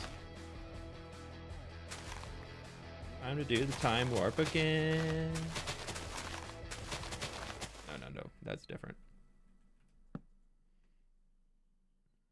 Log Horizon was amazing. Yeah, Fern, who stops by the streams every once in a while, a longtime friend. She hangs the streams every bit. She recommended it to me a long time ago. And was like, hey, I think you might like this. I know you're not big into anime, but like you should check this one out. And I was like, all right, sure, whatever. And it was really good.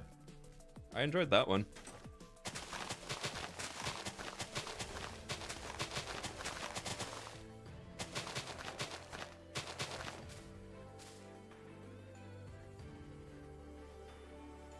There, Winsor.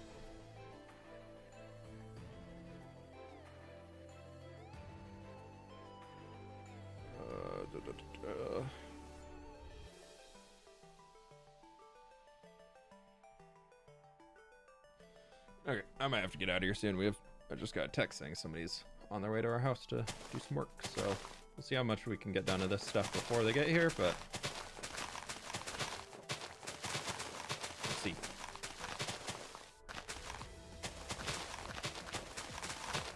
Our roof cleaners are on the way after all the storms. Oh boy.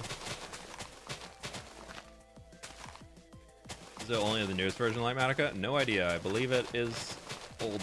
I don't think they've really added new settings or features to Litematica for quite a while, so I believe it's also the old one.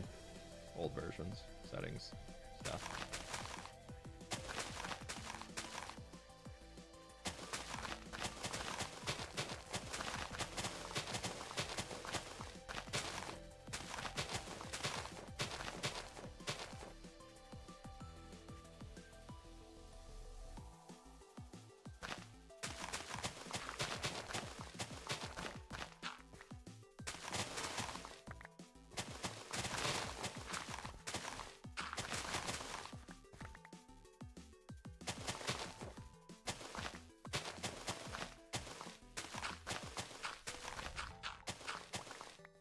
This I kind of just flattened for now and said I will deal with making this look better later.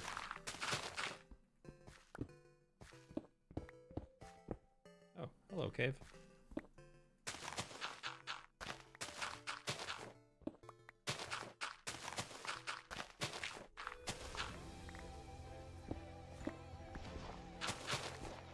Oh, I'm falling.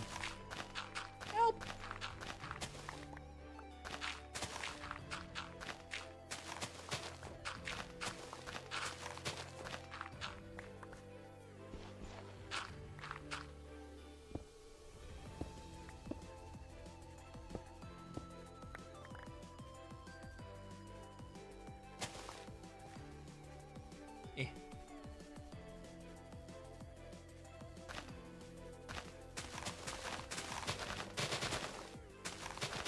Ever being like, yeah, let's just empty the inventory of grass as we go, and then we'll go fill up with stone.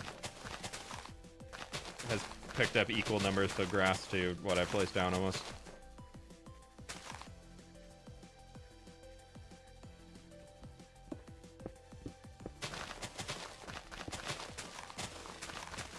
Yeah, here we go. Big open space.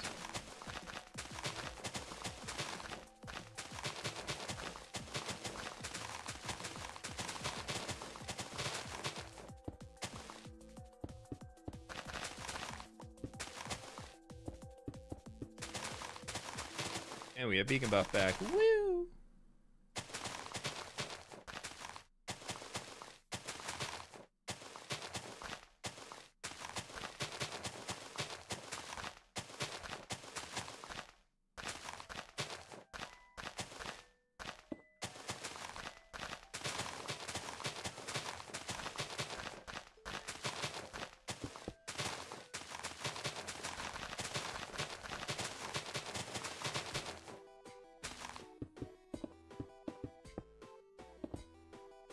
Already got the stones we picked up so far. That's okay.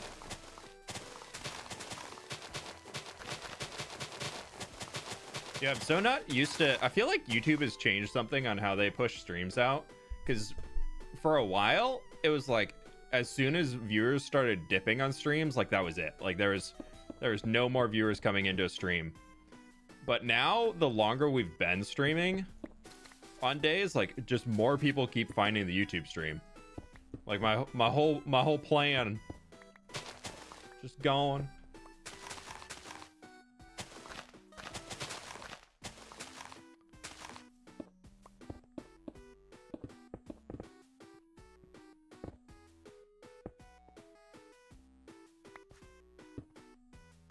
So you should just be like, okay, stream started, quiet down. Yeah, I'm out of here.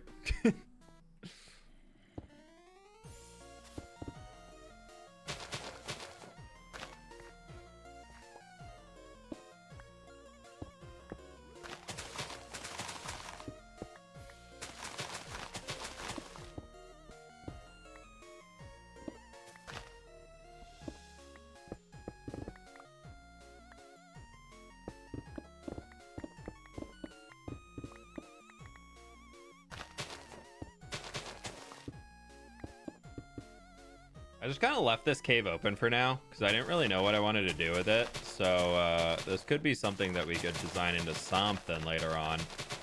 I was like, it feels like it's too cool of a cave to just cover the entrance and not have it open to the world. I need to do something in here.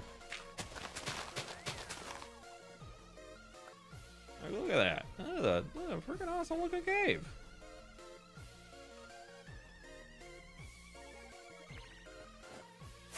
How are we doing grass placement wise? A little bit more, and then we'll get Oliver Stern.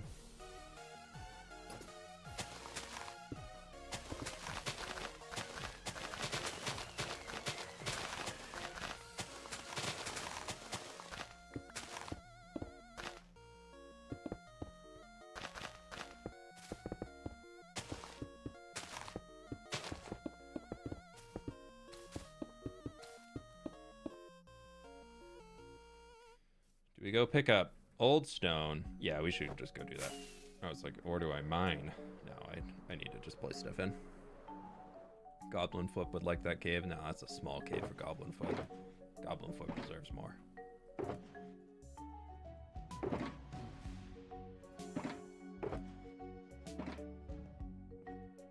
Okay, we have 2 stacks of that, and we've got 2 stacks of that. We'll bring a third.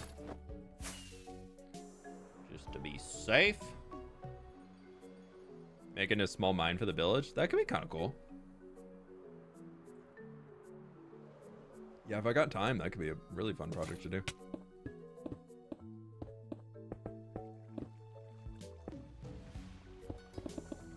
One sec.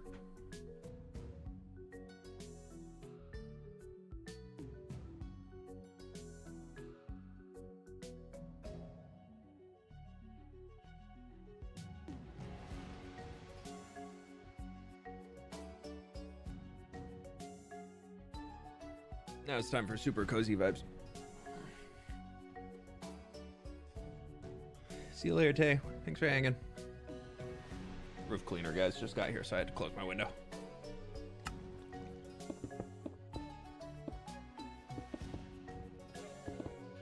It might be a little loud though. They will be right above.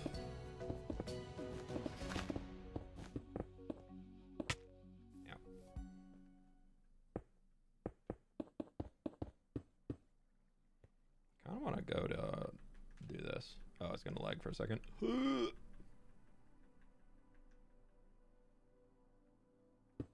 Gobland making a comeback in the hardcore world? No. No plans for that. I love Gobland. It was fantastic while it was here, and it was a great project to have around, but I don't think I'm at a point where I want to be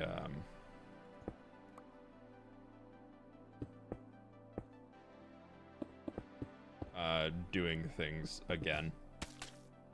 I would rather explore new builds, new styles, new things like that. I felt like I really got to have a good glimpse of what I wanted to do in Gobland and what I wanted to build out there. I felt like I was really meeting that bar that I had set for myself, and I just prefer, if I'm doing things, to be focusing on net new stuff, you know? Or expanding. I feel like before I bring back a project from a different SMP and like recreate that here, I need to do the time to actually, you know, get the existing projects in here up to a more completed point, I guess.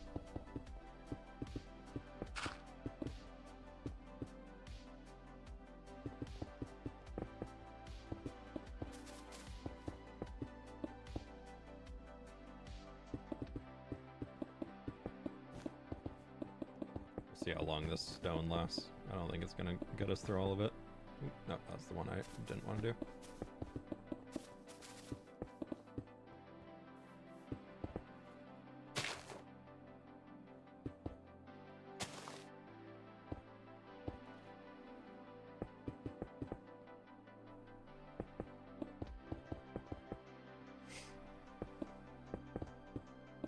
Goblin Foot will always live in our hearts, exactly.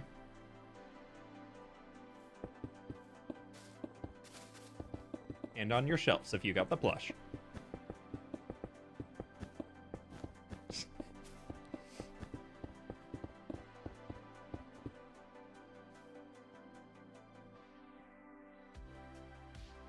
I definitely appreciate how some people are like, oh no, I want to always have this like recurring character and all that stuff. And I'm like, I get that, but also net new stuff is fun too. You know? Sometimes you just want to do the new thing. Yeah. Who knows? Might have inspiration one day to go do some more goblin stuff, and we'll take some inspiration off of it. More plush one. I don't think I'm gonna do a plushie again next. I had a very, very negative experience, unfortunately, working with Makeshift this last time, so I'm not planning to work with them again. And then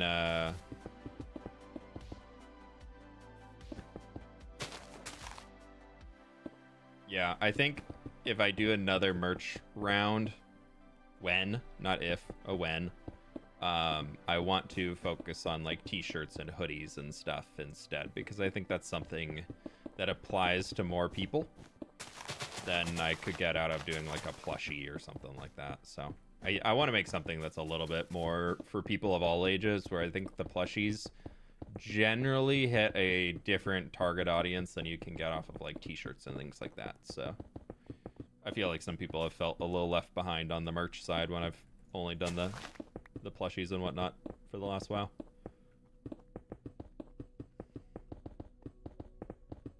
But I don't know when that'll be happening at all. I've got an idea of a company I want to work with. Scott and Catherine have both used a company that they've enjoyed. I just need to actually reach out to them and get contacts and whatnot. And then find artists to actually make the merch designs that I can purchase from.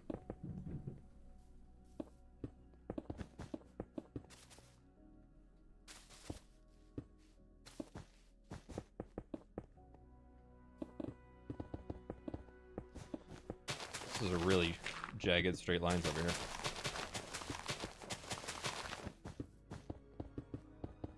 We're just running.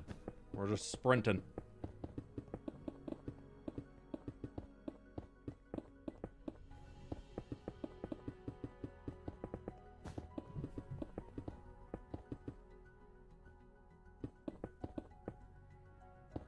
I probably should put some torches in here, huh?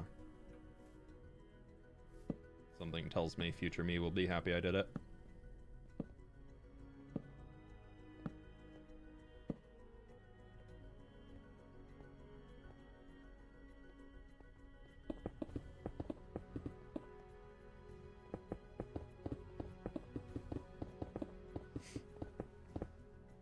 Foliage universe. Oh my god, that could be so cute. Oh, that could be so good. Just get like a stereotypical like US university like like foliage university path, like path fWhip hardcore. Something like that, and then have like a collegiate symbol of sorts in the middle. That could be so cool. That's a good idea. In cyan, yeah, that could be a good one. I'll keep that in mind. Actually, I'm gonna have to write that down so I don't forget it, otherwise I will. That'd be a good one to have, like, when it's open. People can apply to go to the Foliage University. I feel like that's a crew neck. I feel like a crew neck or a hoodie on that. The university in your world. Yeah, we're gonna eventually be building a university up in this area. Also, sorry if there's a little background noise. There's some people here doing some cleaning. You might hear a leaf blower in the background for a few. They're usually pretty quick, though. Our roof is way too tall for me to want to get on top of it. I ain't risking my life for that.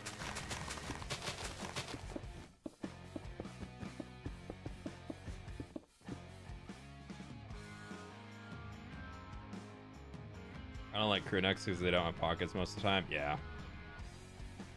And I feel like you have to get a good one where the crew neck part, like the neck is not too tight, because otherwise, or the sleeves can be too tight, and then it's just like, ugh. Now, if anybody has Scott's Chromia hoodie, it'd probably be a very similar fit vibe to that.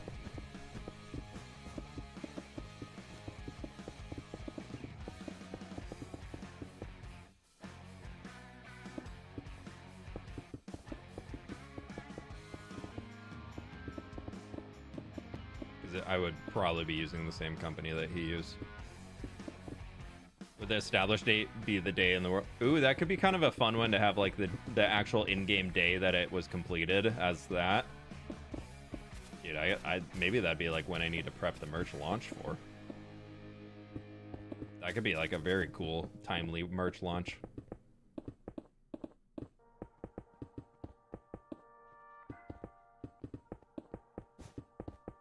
Just need to come up with like a symbol for the middle.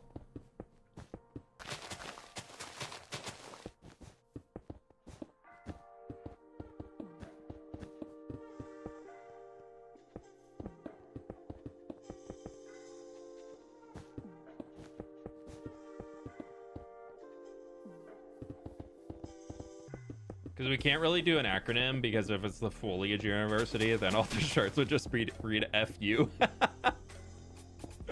Like, no, no, no. I swear, let me just buy the hoodie. It doesn't mean FU. It's the Foliage University. Oh god, that'd be so funny.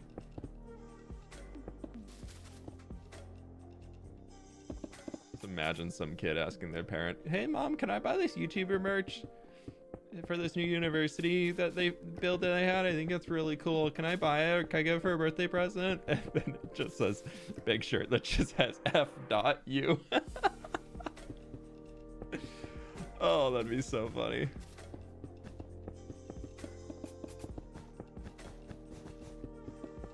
There could be some humor inside that. Something? You just did. Got him. Yeah, what's up? That's the merch that I want to make. That's probably not the merch that I should make. That's sometimes I'm like, why did I have to be a family-friendly content creator? Can't be worse than Friends University. It used to be Friends University of Central Kansas. Oh my god, there already is an FU University. Dang it, they've already done it. They knew what they were doing when they named it that.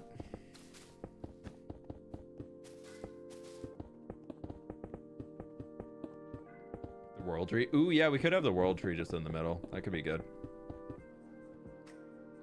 That's a good shout.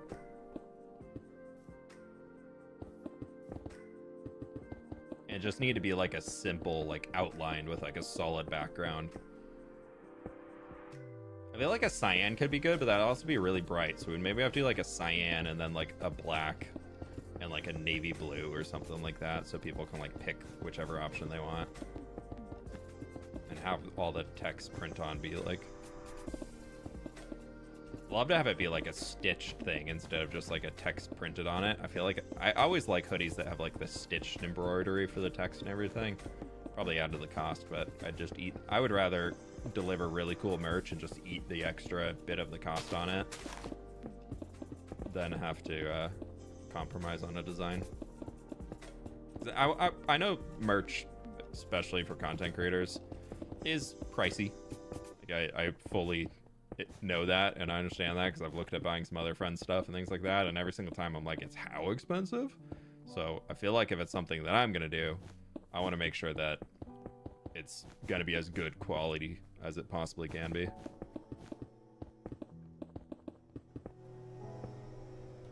Sorry if there's leaf blower there right outside my window. Will there be any more mega trees? The nether tree, I've planned about 2/3 of it. I'm still getting the leaves placed in for where I want them, but I'm almost done with planning it. And then once that finishes, I will start working on it in game too.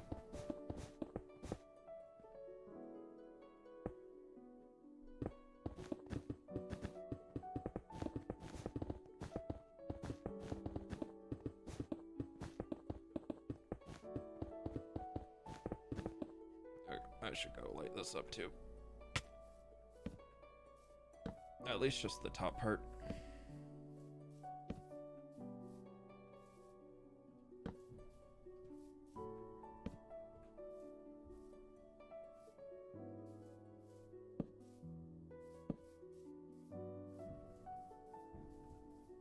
What am I using for leaves? It's my own texture pack.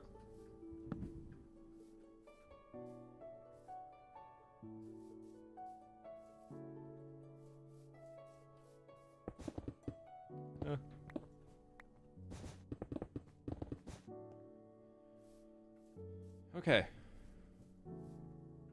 Cool.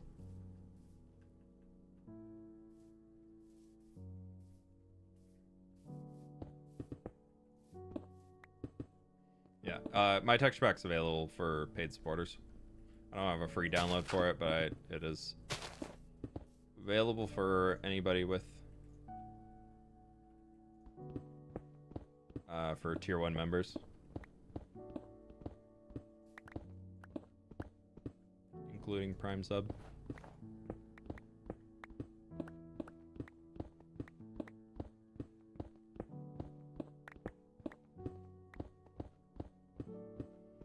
was a little worried that this corner up here wasn't gonna have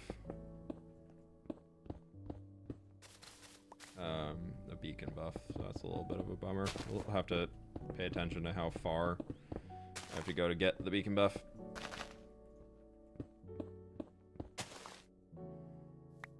It doesn't need to go down super far. Definitely needs to go down a bit. I'm gonna mute for a sec while they're going by. One sec.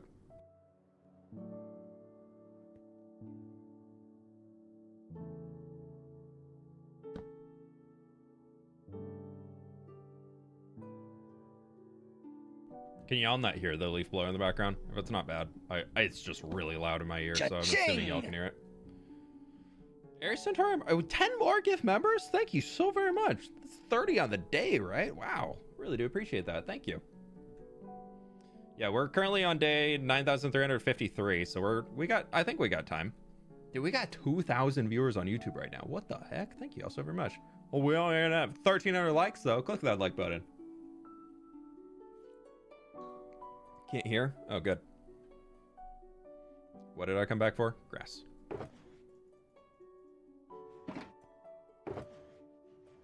And we'll fill up the rest of this stone in there. That should be fine. Well, we got all that stuff over here sorted, which is nice.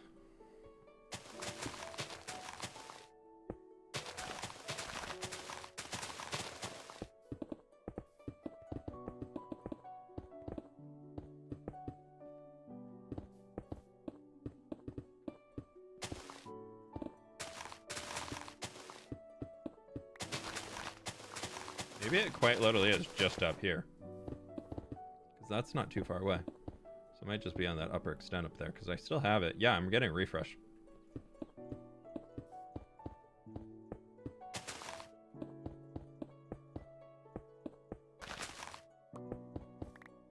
Okay, we're gonna work on bringing everything down to here.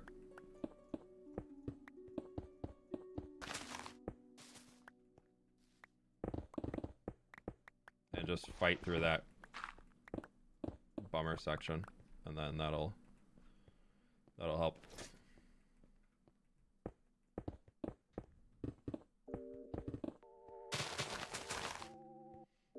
Pleased to meet you. Phantom, thank you so much for becoming a member, my dude. Appreciate that.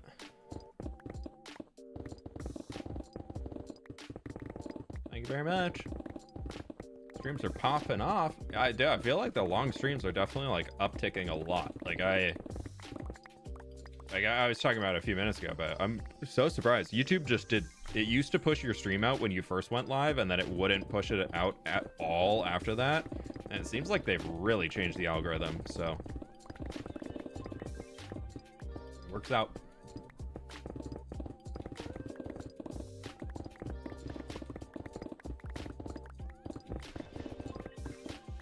A cookie? You love a cookie.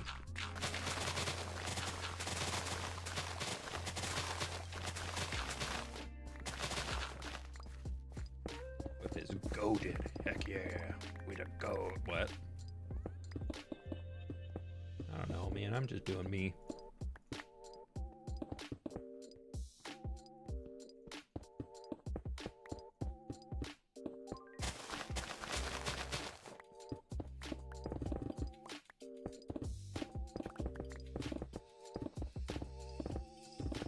I feel like it's one of the cool things recently is that I talk about it a lot, but I've fully swapped from a lot of how I've been doing content instead of like chasing the meta and doing all that stuff of like pretty much all I've done since January is just dig in different places of the world. Like full honesty, if we look at it like that. And it is the best my channel has been doing in so long. And like I have fully went, yeah, I'm gonna start doing projects that are fun for me. I don't care about the meta. Like I'm just not gonna push for the meta right now. I'm gonna do it because I want to do it. And it's just been digging and landscaping. And that's what the people have wanted, apparently. That's what they wanted. Is there any assurance about Empires? Empire Season 3 will not be happening, as the only assurance I have, which is probably not what you're looking for.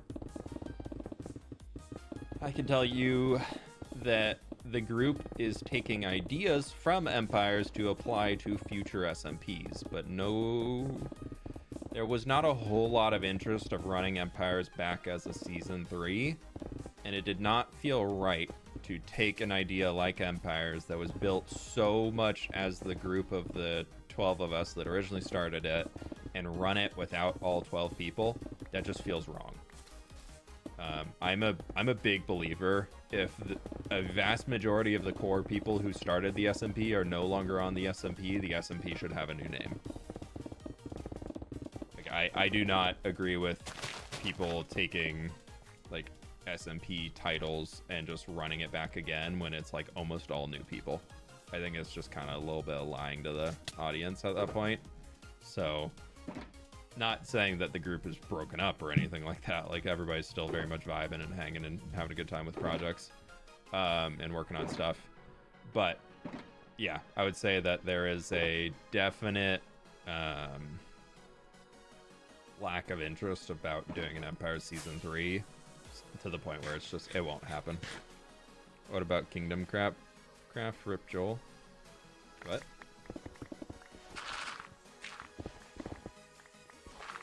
It's the same reason that like I wouldn't do I feel like I could do another SOS because that was kind of like my baby if I introduced it and I kind of did all the admin things. I could do that with anybody, but I wouldn't want to do like another X Life or do another Afterlife or New Life or Life or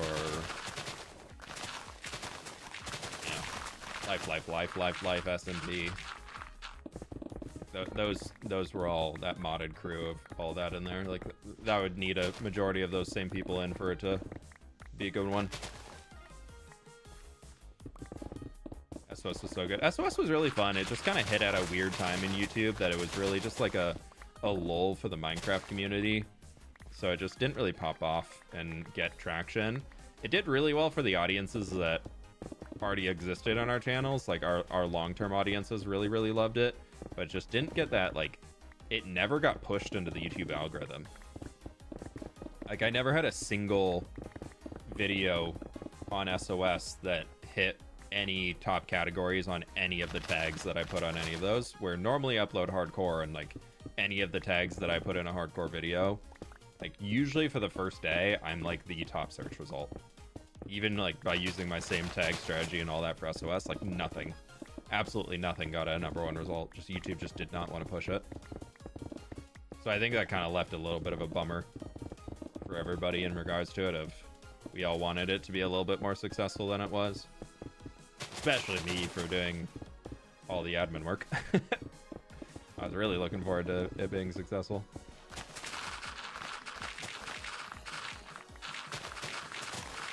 I also think people are getting pretty tired of short-term SMPs then. There were a lot of short-term SMPs happening around that time.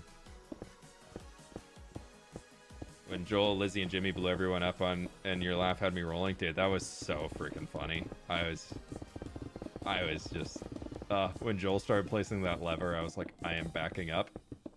I am not here.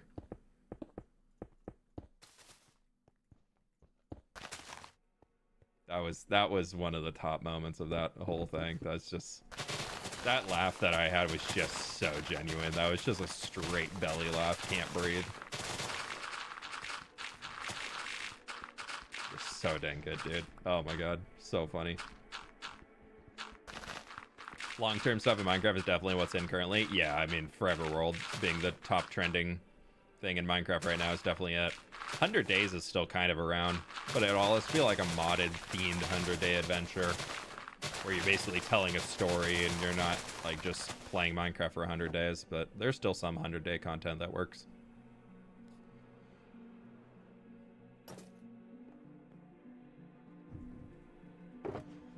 Yeah, I don't ever really like fake laugh or anything like that in any of the video content that I'm doing or whatever I got going on.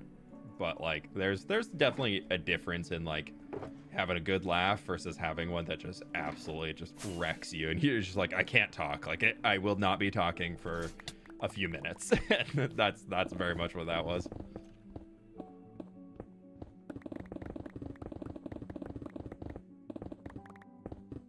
Yeah, if you're seeing all these purple blocks in here, pink, whatever color you want to say it is, I don't know, I'm colorblind. They are, this is Litematica, so this is what it actually looks. I've been designed this whole place in creative, so everything that's pinky, purpley just needs to get removed.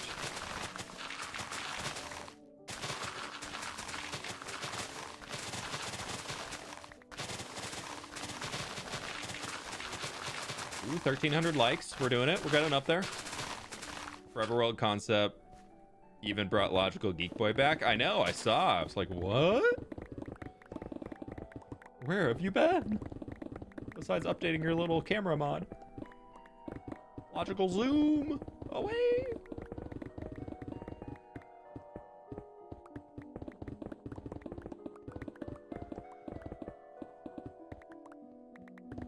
He's got some big ideas for that world.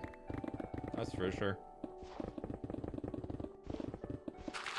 I hope he's able to pull it off and stick around with it. That'd be cool to see.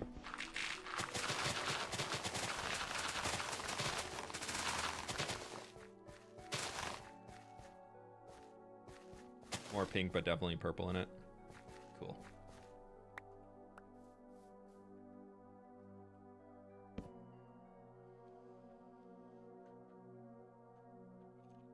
They make the wings go fly fly. Exactly. What are we at now? 54. Ooh, we got all the pale moss we need. We don't need any more. We just need another stack of light gray, and we're done on that. And then just ignore all the rest of this. We'll get to that eventually. Oh, we never cut all that down. Yeah, I'll deal with that later. This corner's more important right now.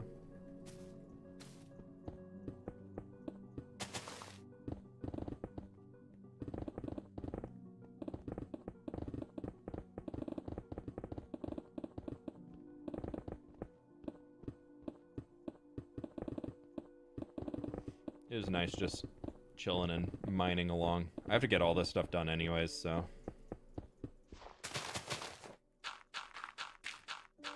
Whether I'm doing it on stream with y'all or I'm doing it off stream and just digging away, it's all got to get done. We're almost to the road though, so that's nice. 'Cause that means it'll push out that way a good chunk for a few flat blocks, and then it'll start dipping again, so we'll have a lot less to mine for a few.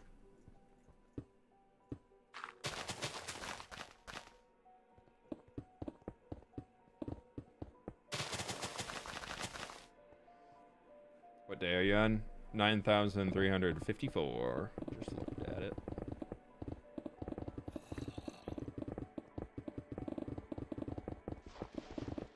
Less than 650 days till 10,000. Kind of spooky.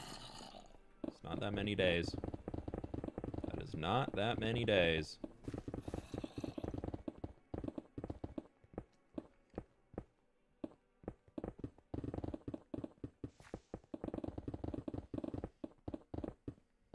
As I understand, he's already has the next 3 episodes ready. Yeah, I heard him mention that in his video, that he was like, if you're seeing this, I've already recorded the next few. And I was like, that's so smart. He's always been a smart one.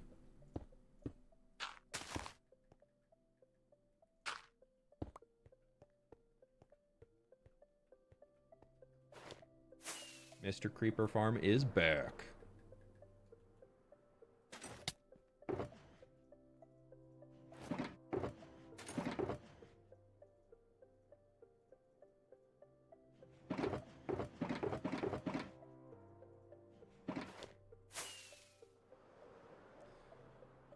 Have general mob farms worked for you in the past? I don't believe you have one in this world, but I'm thinking I need one. I built one back in the building with fWhip series. And I was like, okay, cool, I did it. And then I never needed to make any form of mob farm ever again. Like, I never needed a creeper farm, I never needed those. And I'm very much a type of person who, if I can build a farm for something, I like it to be for that one item, because I like to have long-term project sustainability. So the only thing I want to build a general mob farm for right now is string. Everything else outside of that, I can get elsewhere pretty decently. So yeah, I've thought about building a general mob farm. I've thought about putting it under the world tree. And just like having it there whenever I'm flying around, it's working because I'm in that area so much. But then I'm like, I don't like the idea of just having like the one-stop shop for everything. I would prefer to make other farms, other designs, that type of stuff, you know. But they definitely work really well. They definitely do. If you can build a good general mob farm, you're gonna be flooded in materials.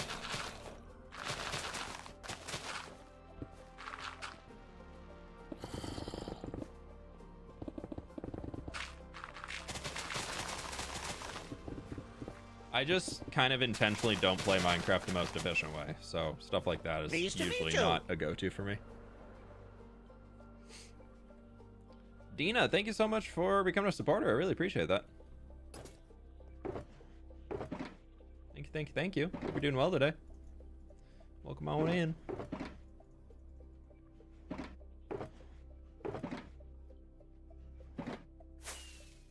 If I'm honest, I've got you on a background noise while I'm doing a 60 crochet squares. Oof. Working hard.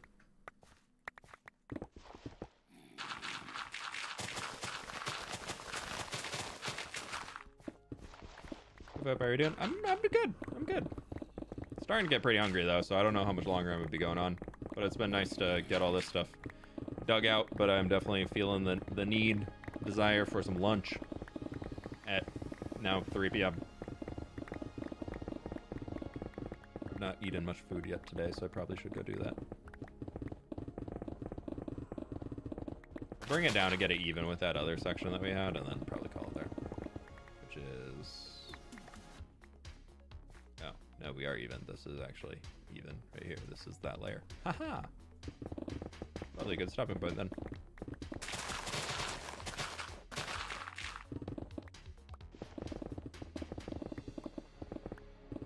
There's something about the Minecraft grind.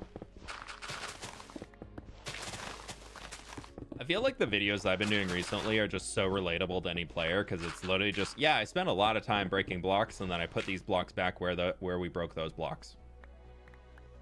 That was the video. That was the whole project. And people are like, oh, yeah, right.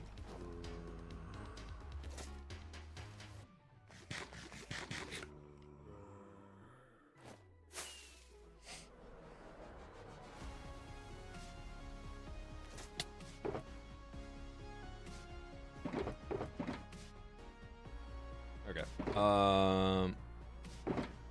We're gonna do one more thing. I want to clear this hillside down. I feel like we do not have beacon buff here.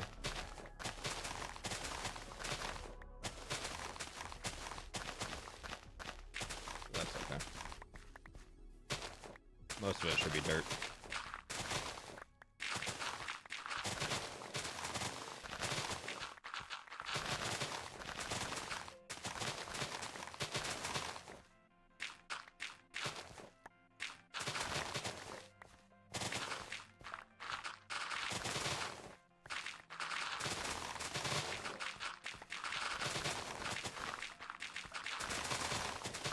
Maybe there will be some stone.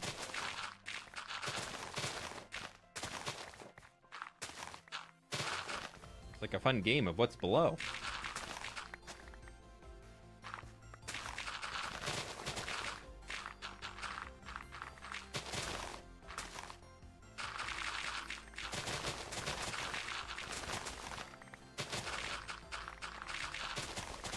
I get to catch a fWhip stream? What a great Monday. Hey, T-Sai, welcome on in. We're wrapping up here pretty soon, not to set your hopes too high, but yeah, welcome on in. Good to have you. I hope your Monday's going well. That's all supposed to be grass. It'll just grow itself over.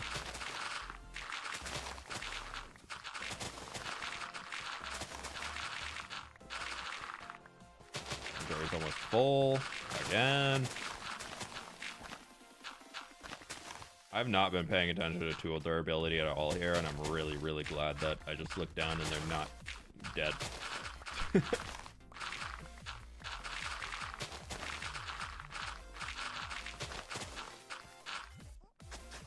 Oh, dang it. I thought I had auto place on.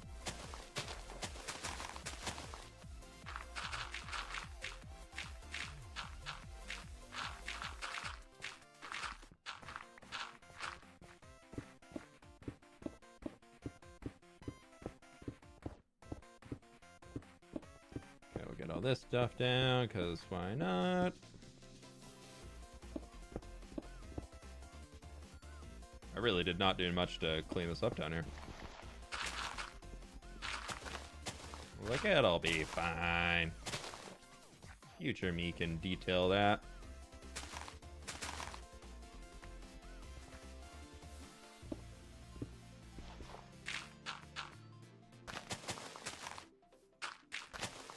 Huh. Yeah, I really just left everything.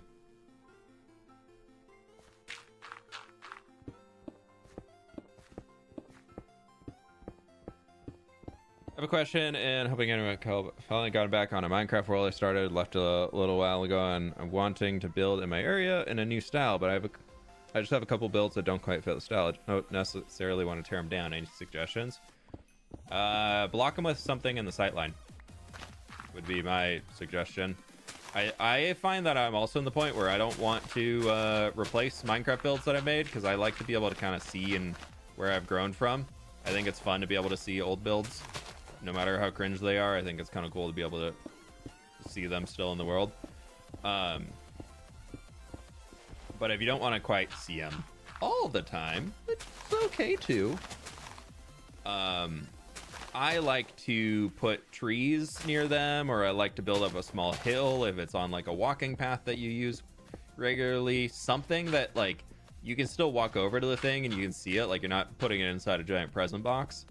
But you can also, kind of just not see it all the time. I think it'd be a good way to do it.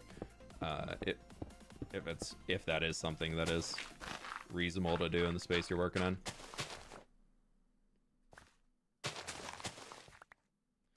Okay, cool. That's that little rock down too.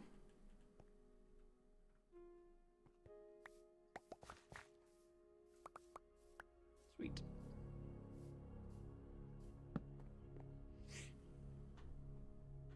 Turn them into historical landmarks. Yeah, that's true. Or you can make them look kind of ruined, as if it's like it literally is the older version of you doing it. And you're like, yeah, this is in the ancient history of this world.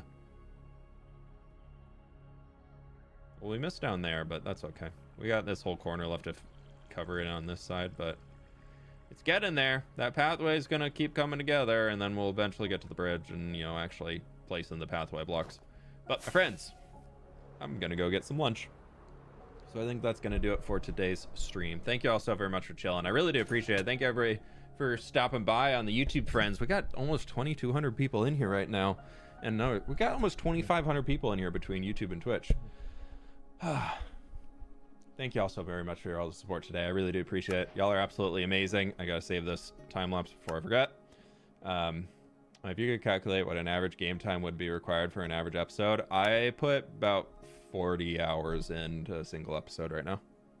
I do one video a week, and all my streams and all my work goes into making the one episode. So kind of turns into that, because I try and work about 40 plus a week, usually about in that time hours wise. But yeah, anyways, my friends, I'll catch you all on the flip side. Thank you so much for being here. We'll go find somebody to raid over on the Twitch side, send the good vibes along. But with all the YouTube friends, click a little cheeky like button on the way out. It actually does help the VOD with getting more views and everything, so I do appreciate it. But I'll catch you on the flip side. Bye!